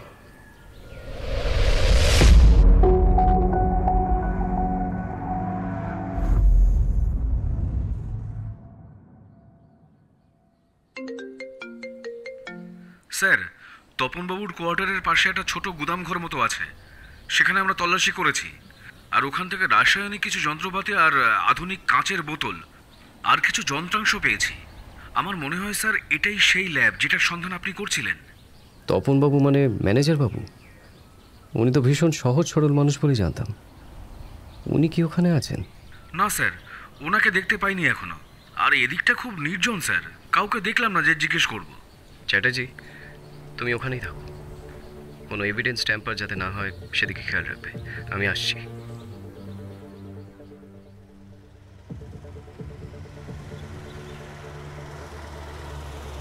কবির গাড়িটা নিয়ে অল্প সময় পৌঁছে যায় তপনবাবুর কোয়ার্টারের কাছে। পৌঁছেই চ্যাটার্জি আর সঙ্গে থাকা কনস্টেবল নিয়ে তল্লাশি শুরু করে। কবির দেখে সত্যি দেওয়ালের তাকগুলোয় নানা রাসায়নিক পদার্থ, ল্যাব কোড আর কিছু মেডিকেল নোট। এটাই সেই ল্যাব মনে হচ্ছে। স্যার দেখুন না, এখানে BLUTX বা ওই রকমই কিছু একটা লেখা। এটা দেখে কবিরের গায়ে কাঁটা দেয়। এখানে কি কোনো রাসায়নিক গবেষণা করে কেউ? তপনবাবু কিভাবে যুক্ত এই চক্রে? শর্মিলার বাবাও কি এই গবেষণায় যুক্ত ছিলেন, নাকি কেউ তাকে বাধ্য করেছিল, নাকি উনি মত দেননি বলেই ওনাকে মেরে ফেলা হলো? শর্মিলা এইসবের কতটুকু জানে? চিন্তায় সে শিউরে ওঠে। হঠাৎ বাইরে ধূপধাপ পায়ের শব্দ শুনে সবাই লুকিয়ে পড়ে। কেউ আসছে। কবির হাতে রিভলভার শক্ত করে নিশ্চুপভাবে এক কোণায় সরে দাঁড়ায়। একটা ছায়ামূর্তি ঘরে প্রবেশ করে। গায়ে দীর্ঘ কোট, মুখ কিছুটা ঢাকা। কাজটা তাড়াতাড়ি সারতে হবে, ম্যাডাম ফিরে এলে ঝামেলা হবে। পুলিশ, হাত উঁচু করুন। আপনি? লোকটা দ্রুত পাশের পথ দিয়ে পালাতে চেষ্টা করতেই চ্যাটার্জি আর কনস্টেবলরা ওকে সামনে থেকে আটকে ফেলল। নড়বেন না, একদম পালানোর চেষ্টা করবেন না।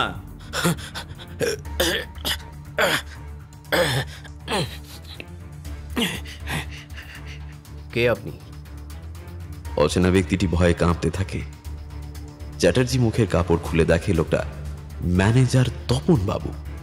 তপন বাবু, আপনি এখানে? স্যার, আমাকে ক্ষমা করুন স্যার, আমি আমি আমি আমি শুধু নির্দেশ মানছিলাম, আর কিছু জানি না। কার নির্দেশ? কিসের নির্দেশ? শর্মিলা সেনের নাকি অন্য কারোর? এবার মনে হয় রহস্যটা আরো জটিল হয়ে উঠছে। তপনবাবু কি শর্মিলা সেনের হয়ে কাজ করছে, নাকি নাকি অন্য কারোর হয়ে?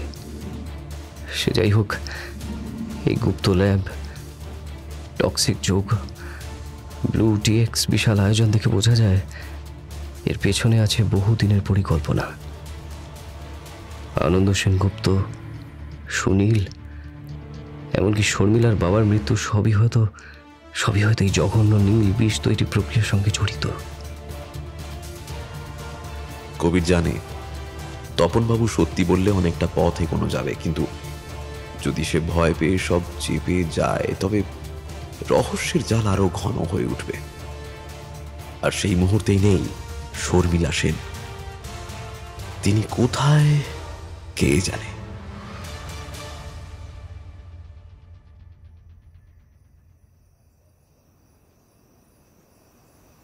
জেরার জন্য পুলিশের গেস্ট হাউসের একটা ঘরে তপনবাবুকে বসানো হয়েছে। পাশে কবির ও চ্যাটার্জি। কনস্টেবলরা বাইরে দাঁড়িয়ে পাহারা দিচ্ছে। তপনবাবু, আর একটাও মিথ্যে বলার চেষ্টা করবেন না। যা জানেন সব খুলে বলুন, নইলে আপনার কঠোর শাস্তি হবে। স্যার, আমি আমি সত্যি বলছি স্যার, আমি যেটুকু জানি সব বলবো স্যার। আমি সব কিছু করতে চাইনি, কারোর কোনো ক্ষতি করতে চাইনি। তাহলে বলুন, শর্মিলা কোথায়? কি করেছেন তাকে? স্যার, আমি সত্যি কিছু জানি না। শর্মিলা ম্যাডামের চোখ এড়িয়ে আমি এই কাজটা গোপনে করছিলাম, কিন্তু কিন্তু আমি ওনার কোনো ক্ষতি করিনি। বিশ্বাস করুন স্যার, আমি ওনার কোনো ক্ষতি করিনি। কাজ? আপনি কি ধরনের কাজ করেছিলেন? ব্লু টিএক্স কি আপনারই আবিষ্কার? কি এই ব্লু টিএক্স? বিষ? আপনি কি বিষ বানাচ্ছিলেন? না না না না স্যার, আমার আবিষ্কার নয়। ব্লু টিএক্স বিষ নয়। ব্লু টিএক্স একটি বিশেষ অর্গানিক চা পাতার নির্যাস। এটি খুব দুষ্প্রাপ্য। সব জমিতে এই চা পাতা হয় না, শুধু দার্জিলিংয়ের বিশেষ কিছু জায়গাতেই ফলন হয় এই অর্গানিক চা পাতার। এরকম একটা জায়গা আমাদের এই ব্লু হিল টি এস্টেট। আর এই ফলন হয় বছরে একবারই। খুব সাবধানে পরিচর্যা করতে হয়। জল আবহাওয়ার এতটুকু তারতম্য হলেই এই চা গাছ আর বাঁচিয়ে রাখা যায় না। তাহলে আপনি বলতে চান ব্লু টিএক্সে কোনো বিষক্রিয়া নেই? এটি একটি শক্তিশালী বিষ নয়? তাহলে কেন বানাচ্ছিলেন এই ব্লু টিএক্স? কি উদ্দেশ্য? বিভিন্ন মাদক দ্রব্যে ব্লু টিএক্স অল্প মেশালে তার কামোদ্দীপক বা অ্যাফ্রোডিসিয়াক গুণ অনেক পরিমাণে বৃদ্ধি পায়। তাই ইউরোপ আমেরিকায় এই ব্লু টিএক্সের চাহিদা খুব বেশি। 10 মিলির একটি ছোট্ট শিশির মূল্য $3000 মার্কিন। তবে তবে ঘনীভূত অবস্থায় ব্লু টিএক্স ভীষণ বিষ। একজন পূর্ণবয়স্ক মানুষকে 2 মিনিটে শেষ করে দিতে পারে এই ঘনীভূত ব্লু টিএক্স। তাহলে আপনি নিজে অকপটে স্বীকার করছেন যে এই ব্লু টিএক্স ব্যবহার করেই আপনি খুন করেছেন আনন্দ সেনগুপ্ত, রাহুল দত্ত আর সুনীলকে। বলুন। সুনীল সুনীল ও ও বুঝে গেছিল, বড় চালাক ছিল এই সুনীল। আমার উপর সন্দেহ হয় ওর বেশ অনেক দিন ধরেই অনুসরণ করতো গোপনে। তারপর একদিন ও সত্যি বুঝতে পারে আমার উদ্দেশ্য। আমি চাইনি ওর ক্ষতি করতে, কিন্তু ও সব শেষ করে দিতে চেয়েছিল। তাই আমি ওকে ওই বাগানের পাশের খাদে ফেলে দিই। আর আনন্দ সেনগুপ্ত, রাহুল দত্ত, এদের কিভাবে মেরেছেন আপনি? চুপ করে থাকবেন না, বলুন তপন বাবু। না না না, আমি এদের মারিনি, আমি খুনি নই, আমি খুনি নই। সত্যি কথা বলুন তপন বাবু, বলুন শর্মিলা ম্যাডামের সাথে আপনি কি করেছেন? ম্যাডাম জানতে পারলে যে কোনো অন্যায় কাজে বাধা দিতেন, ওনাকে জানতে দিইনি। তিনি এত বড় এস্টেট সামলাতে ব্যস্ত থাকেন, আমি সেই সুযোগটাই নিয়েছি। আর এই হত্যাকাণ্ডের দায়ে ওনাকেও সন্দেহের মাঝখানে ফেলতে চেয়েছিলাম, যাতে পুলিশ ভুল পথে যায়। তাই কবির বাবুকে নকল মায়াকে দিয়ে ফোন করাই। বিশ্বাস করুন, এর বাইরে আমি আর কিচ্ছু জানি না, কিচ্ছু জানি। তপনবাবুর এই স্বীকারোক্তি শুনে কবির নিশ্চিন্ত হলো না। সমস্ত রহস্যটা যেন তার কলস থেকে বেরিয়েও বেরোলো না। তবুও শত চেষ্টা করেও তপনবাবুকে দিয়ে আর কিছুই বলানো গেল না।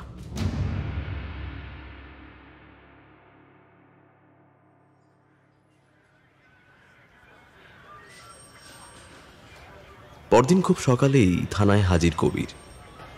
সারা রাত ওর ঘুম হয়নি। তপনবাবুর স্বীকারোক্তি তার মনে প্রশ্নের বন্যা এনে দিয়েছে, আর সেই সাথে রয়েছে শর্মিলার চিন্তা। শর্মিলা সেন কোথায়? আচ্ছা, তার কোনো বিপদ হয়নি তো? তপনবাবু আপাতত পুলিশের হেফাজতে। সব নথিপত্র, ল্যাবের রাসায়নিক নমুনা সব বাজেয়াপ্ত করা হয়েছে। কবির আর চ্যাটার্জি আলোচনা করছে এর পরের আইনগত ব্যবস্থা নিয়ে। স্যার, সব প্রমাণ কিন্তু তপনবাবুর দিকে নির্দেশ করছে। তবে সুনীল ছাড়া অন্য কোনো খুনের স্বীকারোক্তি কিন্তু তপনবাবু এখনো করেননি। ও কি মিথ্যে বলছে স্যার? আরও একটা বড় প্রশ্ন যে শর্মিলা ম্যাডাম এতদিন কিছুই কি টের পেলেন না? আর ম্যাডাম আছেনই বা কোথায়? হয়তো বুঝতে পারেননি তাকে ধোঁকা দেওয়া হচ্ছে। আজ আমি আবার একবার ব্লু হিল টি এস্টেটে যাব। শর্মিলার খোঁজ করতে হবে। আর যদিও ফিরে এসে থাকে, ওকে জিজ্ঞাসা করব তপনবাবু যখন এভাবে খুন করে বেড়াচ্ছিলেন তখনও টের পেল না কেন।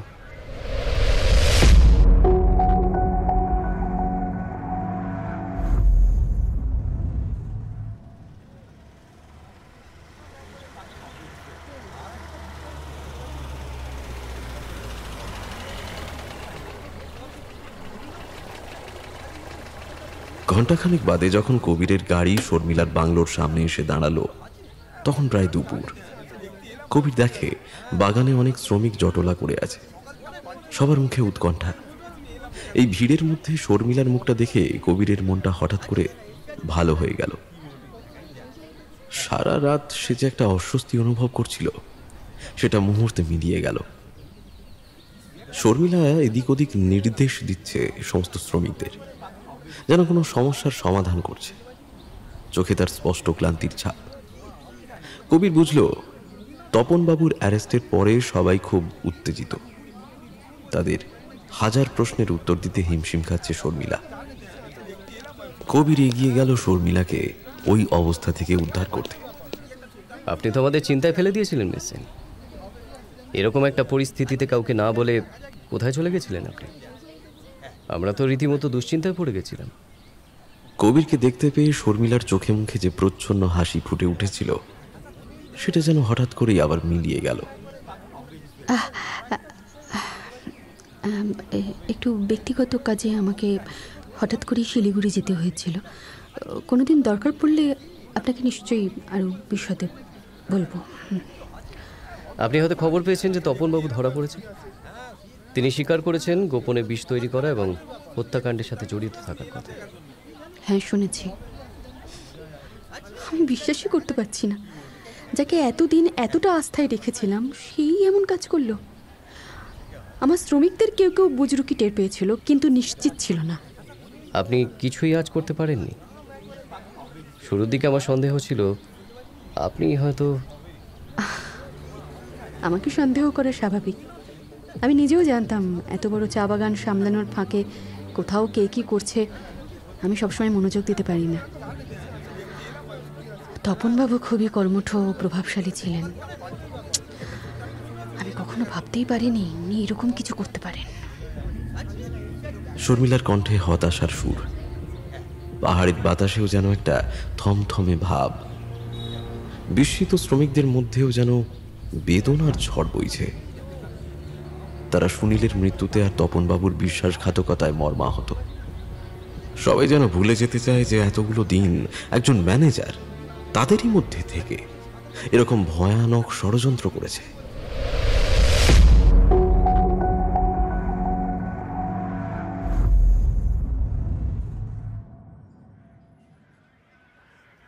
শর্মিলার চা বাগান থেকে ফিরে বিকেলের দিকে কবির আবার থানায় ফিরল। তপনবাবুকে জেরা করার রিপোর্ট জমা করতে হবে, সেই সাথে মামলার চার্জশিটও প্রস্তুত করতে হবে। স্যার, শেষমেশ তাহলে মূল অপরাধী ধরা পড়ল, কিন্তু স্যার একটা বাজে খবরও আছে। আনন্দ সেনগুপ্ত যেদিন খুন হয়, মানে পয়জন্ড হয় আর কি, সেদিন বা তার আগের দিন তপনবাবু কিন্তু শিলিগুড়িতে কাজের জন্য গিয়েছিলেন। আমি সেখানকার হোটেলেও খোঁজ নিয়ে জেনেছি যে তপনবাবু সত্যিই সেই দুদিন শিলিগুড়িতেই ছিল। সকালে শর্মিলাকে দেখার পরে কবিরের মনে যে একটা অদ্ভুত ভালো লাগা বাসা বেঁধেছিল, সেটা যেন এক নিমিষে ভেঙে চুরমার হয়ে গেল।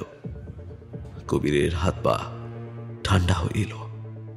সে কোনো উত্তর দিতে পারল না। তবে কি তার সন্দেহটাই ঠিক? পরের দিন খুব সকালে থানায় পৌঁছয় ডিটেকটিভ কবির। আজ তপনকে আদালতে পেশ করা হবে। ওকে নিয়ে যাওয়ার আগেই সে কিছু কথা জেনে নিতে চায় তপনবাবুর কাছে। তারপর চট করেই সে আবার শর্মিলা সেনের সাথে দেখা করতে চলে যায় চা বাগানে।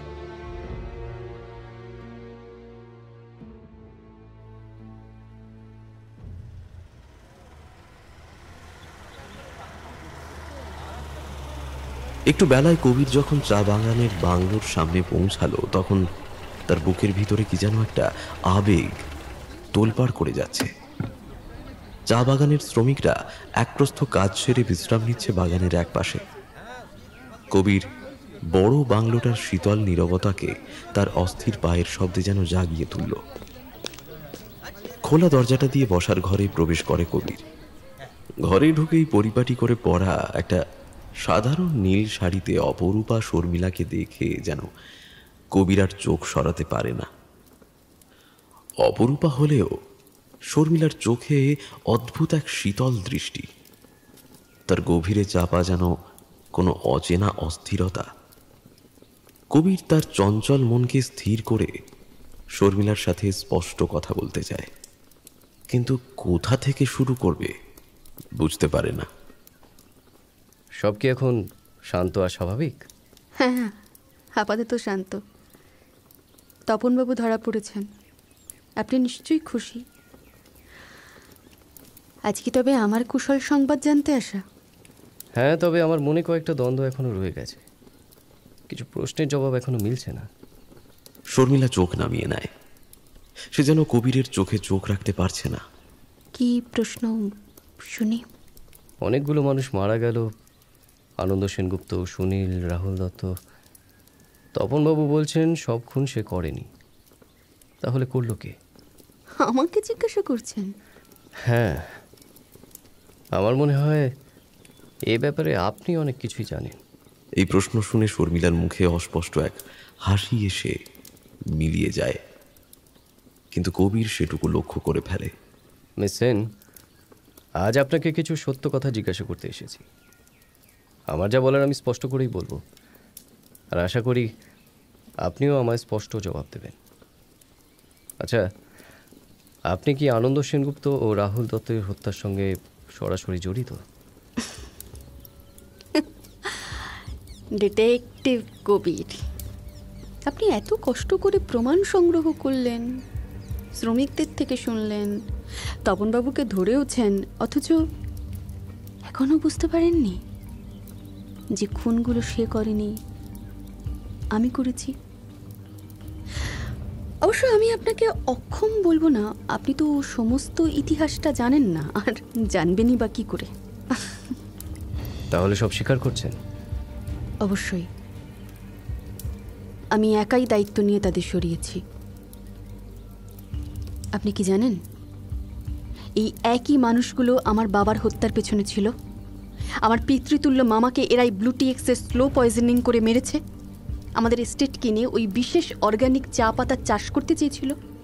আপনি কি জানেন, ওই চা পাতার চাষ করলে জমি ধীরে ধীরে নষ্ট হয়ে যায়, সে জমিতে আর কোনো চায়ের গাছ হয় না। এই ব্লুটিএক্সের লোভে, মার্কিন ডলারের লোভে কত চা বাগান আজ বন্ধ পড়ে আছে। সেসব বাগানে আর কোনোদিন উন্নত মানের চা গাছ জন্মাবে না।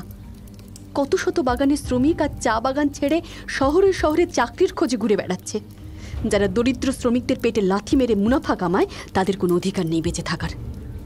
অস্বীকার করতে পারবো না, আমি সহ্য করতে পারিনি। প্রতিশোধ ছাড়া আমার সামনে আর কোনো পথ ছিল না। কবির স্তব্ধ। শর্মিলার মুখের এই নিষ্ঠুর সত্য যেন শীতল বাতাসের মতো ঘরের মধ্যে ছড়িয়ে পড়েছে। কিন্তু আপনি আপনি আপনি নিজে এত ভালো, সবাইকে ভালোবাসেন, শ্রমিকদের সাহায্য করেন, সবাই সবাই আপনাকে কত ভালোবাসে। আমার দয়া আর একাগ্র পরোপকার শুধুমাত্র সেই মানুষগুলোর জন্য যারা সত্যিকারের নিপীড়িত, যারা এই পৃথিবীতে দলিত।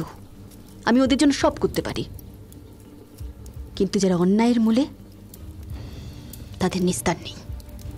কবির কিছু বলার আগেই শর্মিলা উঠে দাঁড়ায়, তারপর জানলার দিকে এগিয়ে যায়। তখন আমি অনেক ছোট, ভালো করে বুঝতাম না। আনন্দ সেনগুপ্ত বাবাকে চাপ দিয়ে ওই বিশেষ অর্গানিক চা পাতার চাষ শুরু করায়। নিজের চা বাগানকে বাঁচিয়ে রেখে আস্তে আস্তে শেষ করে দেয় আমাদের বাগান। বাবা যখন বুঝতে পারে, তখন অনেকটা দেরি হয়ে গেছে। আমাদের বাগানের একটা বড় অংশে ভালো মানের চায়ের চাষ তখন একেবারে বন্ধ। বাবা আপত্তি করলে বাবাকে ওরা মেরে ফেলে। বাগানের ওই ভগ্ন দশা আর বাবার রেখে যাওয়া বিশাল লোনের ভারে মা একেবারে ভেঙে পড়ে। মামা এসে ওই সময় আমাদের পাশে না দাঁড়ালে আমরা কোথায় ভেসে যেতাম। লোকে বলে মামার হৃদরোগে মারা গেছে। আমি তখন কলকাতায় পড়াশোনা করি। এখন বুঝতে পারি ওই শয়তানগুলো মামাকেও ছাড়েনি। আমার ঘরের কেমিস্ট্রি বইগুলো আপনার চোখ এড়ায়নি বোধ হয়। ব্লুটিএক্স নিয়ে আমি বিস্তর লেখাপড়া করেছি, অনেক টেস্ট করেছি। আমি জানি ঘনীভূত ব্লুটিএক্স একজন মানুষকে কত দ্রুত মৃত্যুর মুখে ঠেলে দিতে পারে। আনন্দ সেনগুপ্ত লোভে পড়ে তার নিজের চা বাগানটাকে নষ্ট করেছে ওই চা পাতার চাষ করে। তারপর একে একে হাত বাড়িয়েছে ছোট ছোট বাগানগুলোর দিকে। আমি অনেক কষ্টে ওর হাত থেকে বাঁচিয়ে রেখেছি ব্লু হিল টি এস্টেটকে। অনেক সময় লেগেছে আমার এই ব্লুটিএক্সের ব্যবসা বুঝতে। সুনীল অনেকবার আমায় বলতে চেয়েছে আনন্দ সেনগুপ্ত আর তপনবাবুর কথা। আমি ওকে এর মধ্যে জড়াতে চাইনি, তাই ওকে বিশেষ পাত্তা দিইনি কখনো। তবু ওকে মরতে হলো তপনবাবুর লোভের জন্য। অথচ দেখুন ভাগ্যের কি নিষ্ঠুর পরিহাস। আনন্দ সেনগুপ্ত নিজে যে চা খেতে ভালোবাসতেন, সেই পাতা শুধু আমাদের বাগানেই পাওয়া যায়, আর সেই চা নিতে ওনাকে আসতেই হতো আমার কাছে। তাই যেদিন আমি সব জানতে পারলাম, সেদিন আমি ওনাকে একটা স্পেশাল প্যাকেটে ঘনীভূত ব্লুটিএক্সের মিশ্রিত চায়ের প্যাকেট গিফট করলাম। এ বিষ সবার অচেনা, তাই আমি ভাবিনি আমার অবধি কেউ পৌঁছতে পারবে। আমার পোড়া কপাল যে আপনাকেই এই কেসের তদন্ত করতে হলো। আপনি আইন এভাবে নিজের হাতে তুলে নিয়েছেন, এইভাবে ঠান্ডা মাথায় খুন, এটাকে কিভাবে আপনি যুক্তিযুক্ত বলতে পারেন? এটা কতটা নির্মম। যুক্তিযুক্ত বলতে পারি। আপনি জানেন এইসব লোভী লোকের জন্য আজ কত বাগানের শ্রমিক কর্মহীন? এদের জন্য আজ আমি বাবাকে হারিয়েছি। যখন যেই এই পাপের বেশাতি করতে নারাজ হয় তখনই তাকে চিরদিনের জন্য সরিয়ে দেওয়া হয়। সেসব কি নির্মম নয় কবিরবাবু? হ্যাঁ, আমি গর্বিত নই খুন করার জন্য, তবে লজ্জিতও নই। আমি জানি আমি যা করেছি তা ন্যায়সঙ্গত আইনের চোখে অপরাধ, এই সমাজের চোখে অন্যায়, কিন্তু আমি এটাকেই সঠিক বলে মনে করি। ছোটবেলা থেকে দেখেছি ক্ষমতাশালীরা সব ছিনিয়ে নেয় আর সব দোষ গিয়ে পড়ে আমাদের মতো দুর্বলদের ওপর। এক চরম দ্বন্দ্ব চলছে তখন কবিরের মনের মধ্যে। সমস্ত পেশাদারিত্ব ভুলে সে হৃদয়ের সমস্ত আবেগ নিয়ে বলল, শর্মিলা, শর্মিলা, তুমি তুমি হত্যাকে এভাবে যুক্তি দিয়ে ন্যায্য প্রমাণ করতে পারো না। তাছাড়া রাহুল দত্ত সে তো নির্দোষ, তাকে হত্যা করলে কেন তুমি? নির্দোষ? রাহুল দত্ত নির্দোষ? আপনি জানেন কে এই নির্দোষ রাহুল দত্ত? রাহুল দত্ত এক আন্তর্জাতিক চোরা কারবারির ডান হাত। ওর হাত ধরেই নেপাল হয়ে ব্লুটিএক্স পৌঁছে যেত ইউরোপ আমেরিকার বিভিন্ন দেশে। $মিলিয়ন ব্যবসা ওদের। আনন্দ সেনগুপ্তর মতো অনেক লোভী ব্যবসায়ী ওদের পকেটে। আনন্দ সেনগুপ্তর মতোই তপনবাবুও ব্লুটিএক্স সরবরাহ করতেন এই রাহুল দত্তকে। এদের পুরো চক্রের লেনদেনের সমস্ত নথি আমি ওই রাহুল দত্তর কাছে পেয়েছি। সেগুলো জোগাড় করতে সেই রাতে আপনাদেরকে না বলে আমি শিলিগুড়ি চলে যাই। ওই হোটেলের ঘর থেকে আমি সমস্ত নথিপত্র নিয়ে আসি। ওই সামনের কাঠের টেবিলে রাখা বড় খামটিতে আপনি সমস্ত তথ্য পেয়ে যাবেন। এই তথ্য নিয়ে আপনারা পুরো চক্রটিকে আটক করতে পারবেন। এবার আপনি বলুন, রাহুল দত্ত নির্দোষ? ওর কি অধিকার আছে বেঁচে থাকার? শর্মিলা, আমি একজন পুলিশ। আপনাকে গ্রেপ্তার করা আমার কর্তব্য। এত বড় অপরাধ আমি মেনে নিতে পারি না। আচ্ছা, তবে তাই করুন। আপনার কি মনে হয় এরপরে ও শ্রমিকদের কেউ আপনার সাথে সহযোগিতা করবে? ওরা নিজের চোখে দেখেছে আমি কিভাবে ওদের কষ্টে ওদের পাশে গিয়ে দাঁড়িয়েছি, আর আইনের দোহাই দিচ্ছেন। এই আইনই তো বছরের পর বছর ন্যায় দিতে পারেনি আমায়। যাদের আমি সরিয়েছি তাদের কেউই আইনের কাছে শাস্তি পেত না, এটা আপনি জেনে রাখুন। কবির নীরব। একটা অদ্ভুত অস্থিরতা তার বুকে ধাক্কা দেয়। এই মুহূর্তে শর্মিলা সেনের দৃপ্ত কণ্ঠে প্রতিশোধের দৃঢ়তা, তার সুন্দর মুখে কঠোর দৃঢ়চেতা অভিব্যক্তি কবিরের ন্যায়বোধ ও মানবিকতার মধ্যে এক দারুণ সংঘর্ষ বাঁধিয়েছে। কবিরের মনে পড়ে যায় কয়েকজন শ্রমিকদের কথা, অথচ কবির জানে সেই দেবী বহুকাল ধরে পুষে রাখা প্রতিশোধ চরিতার্থ করতে খুন করেছে আনন্দ সেনগুপ্তকে। আমি যদি ওকে গ্রেপ্তার করি, এখানকার গরিব মানুষদের ভবিষ্যৎ অন্ধকারে ডুবে যাবে। আবার ওকে ছেড়েও দিতে পারি না, তাহলেই তো হত্যা আর অন্যায়কে মান্যতা দেওয়া হয়। কিভাবে এমন দ্বন্দ্বের সমাধান করব আমি? আপনি কি চলে যাচ্ছেন? না, আমি শুধু জানতে চাই আপনার পরিণাম মেনে নিতে কি আপনি প্রস্তুত? আপনাকে আমি সব বলেছি। এখন আপনি আমাকে গ্রেপ্তার করতে চাইলে করুন, কিন্তু মনে রাখবেন আমার শ্রমিকরা বা তাদের পরিবার সারা জীবন আমাকে আশীর্বাদ করবে। আর আইনের চোখে আমি খুনি হিসেবে অভিযুক্ত হব সেটা তো গৌণ ব্যাপার। খুন একটা অপরাধ। আপনি ধর্ম বা ন্যায়ের নামে মানুষের প্রাণ কেড়ে নিতে পারেন না। সবাই হয়তো পারে না, আবার কেউ কেউ পারে। এতদিনে আপনি নিশ্চয়ই দেখেছেন এই সমাজে আইনি বিচার কখনো সঠিক হয়, কখনো হয় না। আমি সত্যি আইন ভেঙেছি, কিন্তু ন্যায় আমি ন্যায় করিনি। এই কথাগুলো শুনে কবিরের হৃদয়ে প্রবল ধাক্কা লাগে। একদিকে ন্যায়, অন্যদিকে আইন, একদিকে শাস্তি, অন্যদিকে বিপুল দরিদ্র জনগোষ্ঠীর রক্ষা। শর্মিলার কণ্ঠে কোনো অনুতাপ নেই, বরং স্পষ্ট একটা যুক্তি আছে যা তার অন্যায় কাণ্ডকেও ন্যায়সঙ্গত করে তুলছে। আমি আমি কি করব? এই নারী বারবার প্রমাণ করে দিয়েছেন তিনি নিপীড়িতদের জন্য সব করতে পারেন, অথচ তিনি একজন খুনি। কবির কিছুতেই মনস্থির করতে পারে না যে সে কি করবে। একসময় পাগলের মতো বেরিয়ে আসে বাংলো থেকে। ওর কিছুক্ষণ একা থাকা দরকার। ঘরের মধ্যে নির্বিকার হয়ে বসে থাকে শর্মিলা, ঠিক যেন শান্ত এক প্রতিমা।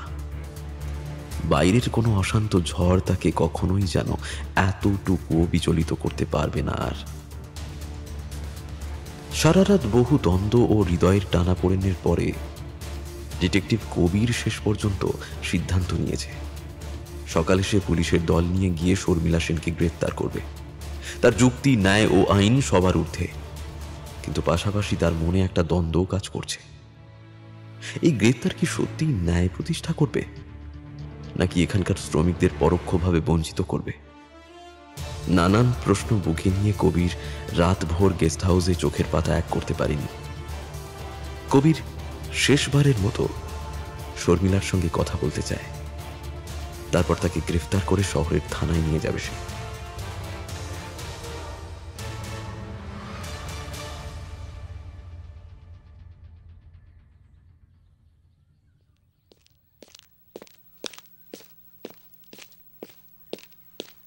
একদম ভোরে শর্মিলার বাংলোর দরজায় পা রেখে কবির অবাক হয়।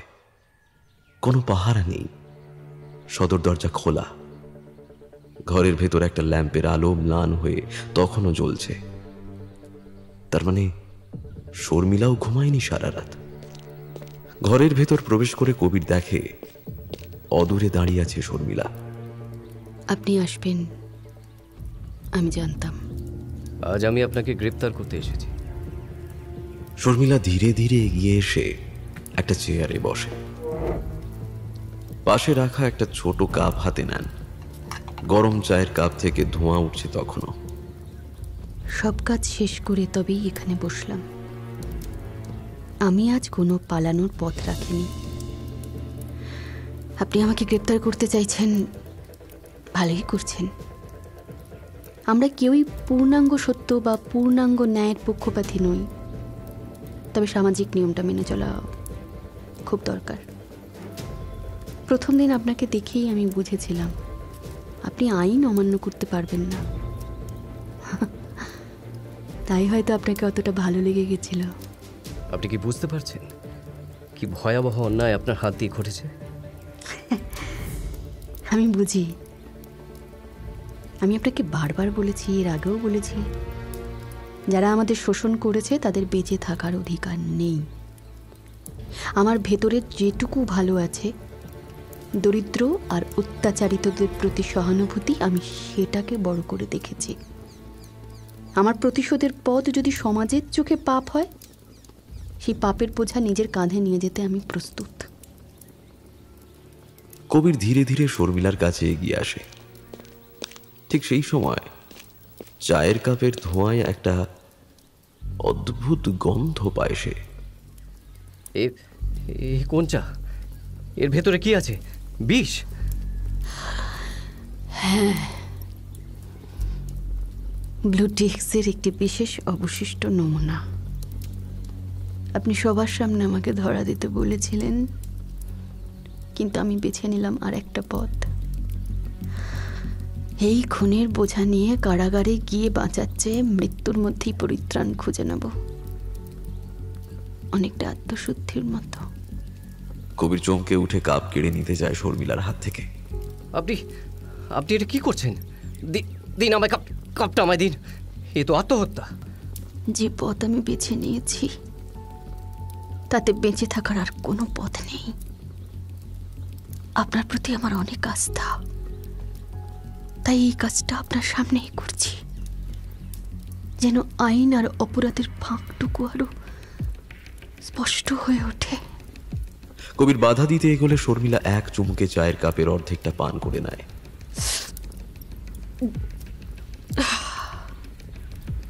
এই নীল বিষ আমাকেও শেষ করে দেবে, যেভাবে অন্যদের আমি শেষ করে দিয়েছি।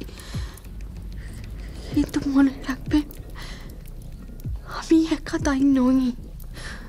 আমাদের সমাজের নানা অন্যায়, দুর্নীতি আর সিস্টেমের দায়ও রয়েছে। শর্মিলা, শর্মিলা থামুন! Doctor, ambulance! এটি এমনই বিষ, এর প্রতি প্রায় অসম্ভব। আমি চলে গেলেও শ্রমিকদের জন্য যতটুকু করতে পেরেছি আমি করেছি। শুধু সেই ভালোটুকুই মনে রাখবেন।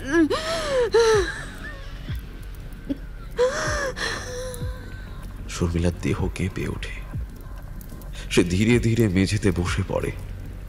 কবির হতভম্ব ও দ্রুত কনস্টেবলদের ডাক দেয়, হেল্প, ডক্টর! কিন্তু শর্মিলার মুখে ততক্ষণে চির শান্তির আভা নেমে এসেছে। ব্যবস্থা করবেন, আপনি ব্যবস্থা করবেন শ্রমিকদের জন্য। ঘরের মধ্যে দাঁড়িয়ে কবির চোখের সামনে দেখছে শর্মিলা সেনের মৃত্যু। একাধারে ভয়াবহ খুনি, আবার এত মানুষের ত্রাণ কর্ত্রী। তার মুখে কোনো কষ্টের ছাপ নেই, বরং যেন এক মুক্তির রেশ। ইন্সপেক্টর চ্যাটার্জি ও অন্য পুলিশেরা ছুটে আসেন। শর্মিলার দেহ নিয়ে হইচই শুরু হয়, কিন্তু ততক্ষণে সে নিথর। পুলিশ সেই নিথর দেহ হেফাজতে নেয়। তদন্তের নামে একটা মামলা বোধহয় চলবে, কিন্তু শর্মিলার স্বীকারোক্তি আর এই অবসান সবকিছুই যেন কবিরকে হতবুদ্ধি করে দিয়েছে। কয়েকজন শ্রমিক কাঁদছে, তাদের দেবী সম মানুষটা এভাবে চলে গেল। বিষণ্ণ মনে কবির পাহাড়ের গা ঘেঁষা পথে একাই হাঁটছে। হালকা রোদে ঝলমল করছে চারিদিক, অথচ ভ্রুক্ষেপ নেই কোনো তার। শর্মিলা সেন তো এত মানুষের ভালোও করেছে। এই দ্বৈরথের সমাধান কোথায়? কোনটা সঠিক, কোনটা ভুল? ঋণাত্মক আর শূন্যের মাঝে দাঁড়িয়ে বুঝতেই পারছি না। অপরাধীকে ছেড়ে দিলে তো ন্যায় বিচার হয় না, আর অপরাধীকে শাস্তি দিলেও কি সত্যিকারের বিচার সম্ভব?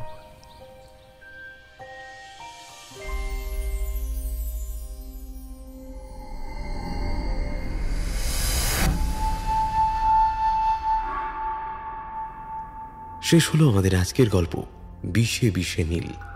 গল্পটি ভালো লাগলে অনুরোধ করব চ্যানেলটি সাবস্ক্রাইব করে আমাদের সাথে থাকার জন্য। কেমন লাগলো আমাদের আজকের গল্প? আপনার সুচিন্তিত মতামত ও পরামর্শ জানান কমেন্ট বক্সে। পরবর্তী গল্পের আপডেট পেতে আমাদের ফলো করুন ফেসবুক ও ইনস্টাগ্রামে। আজ আসি, আবার দেখা হবে। ভয় থাকুক গল্পেই, চিত্ত হোক ভয় শূন্য।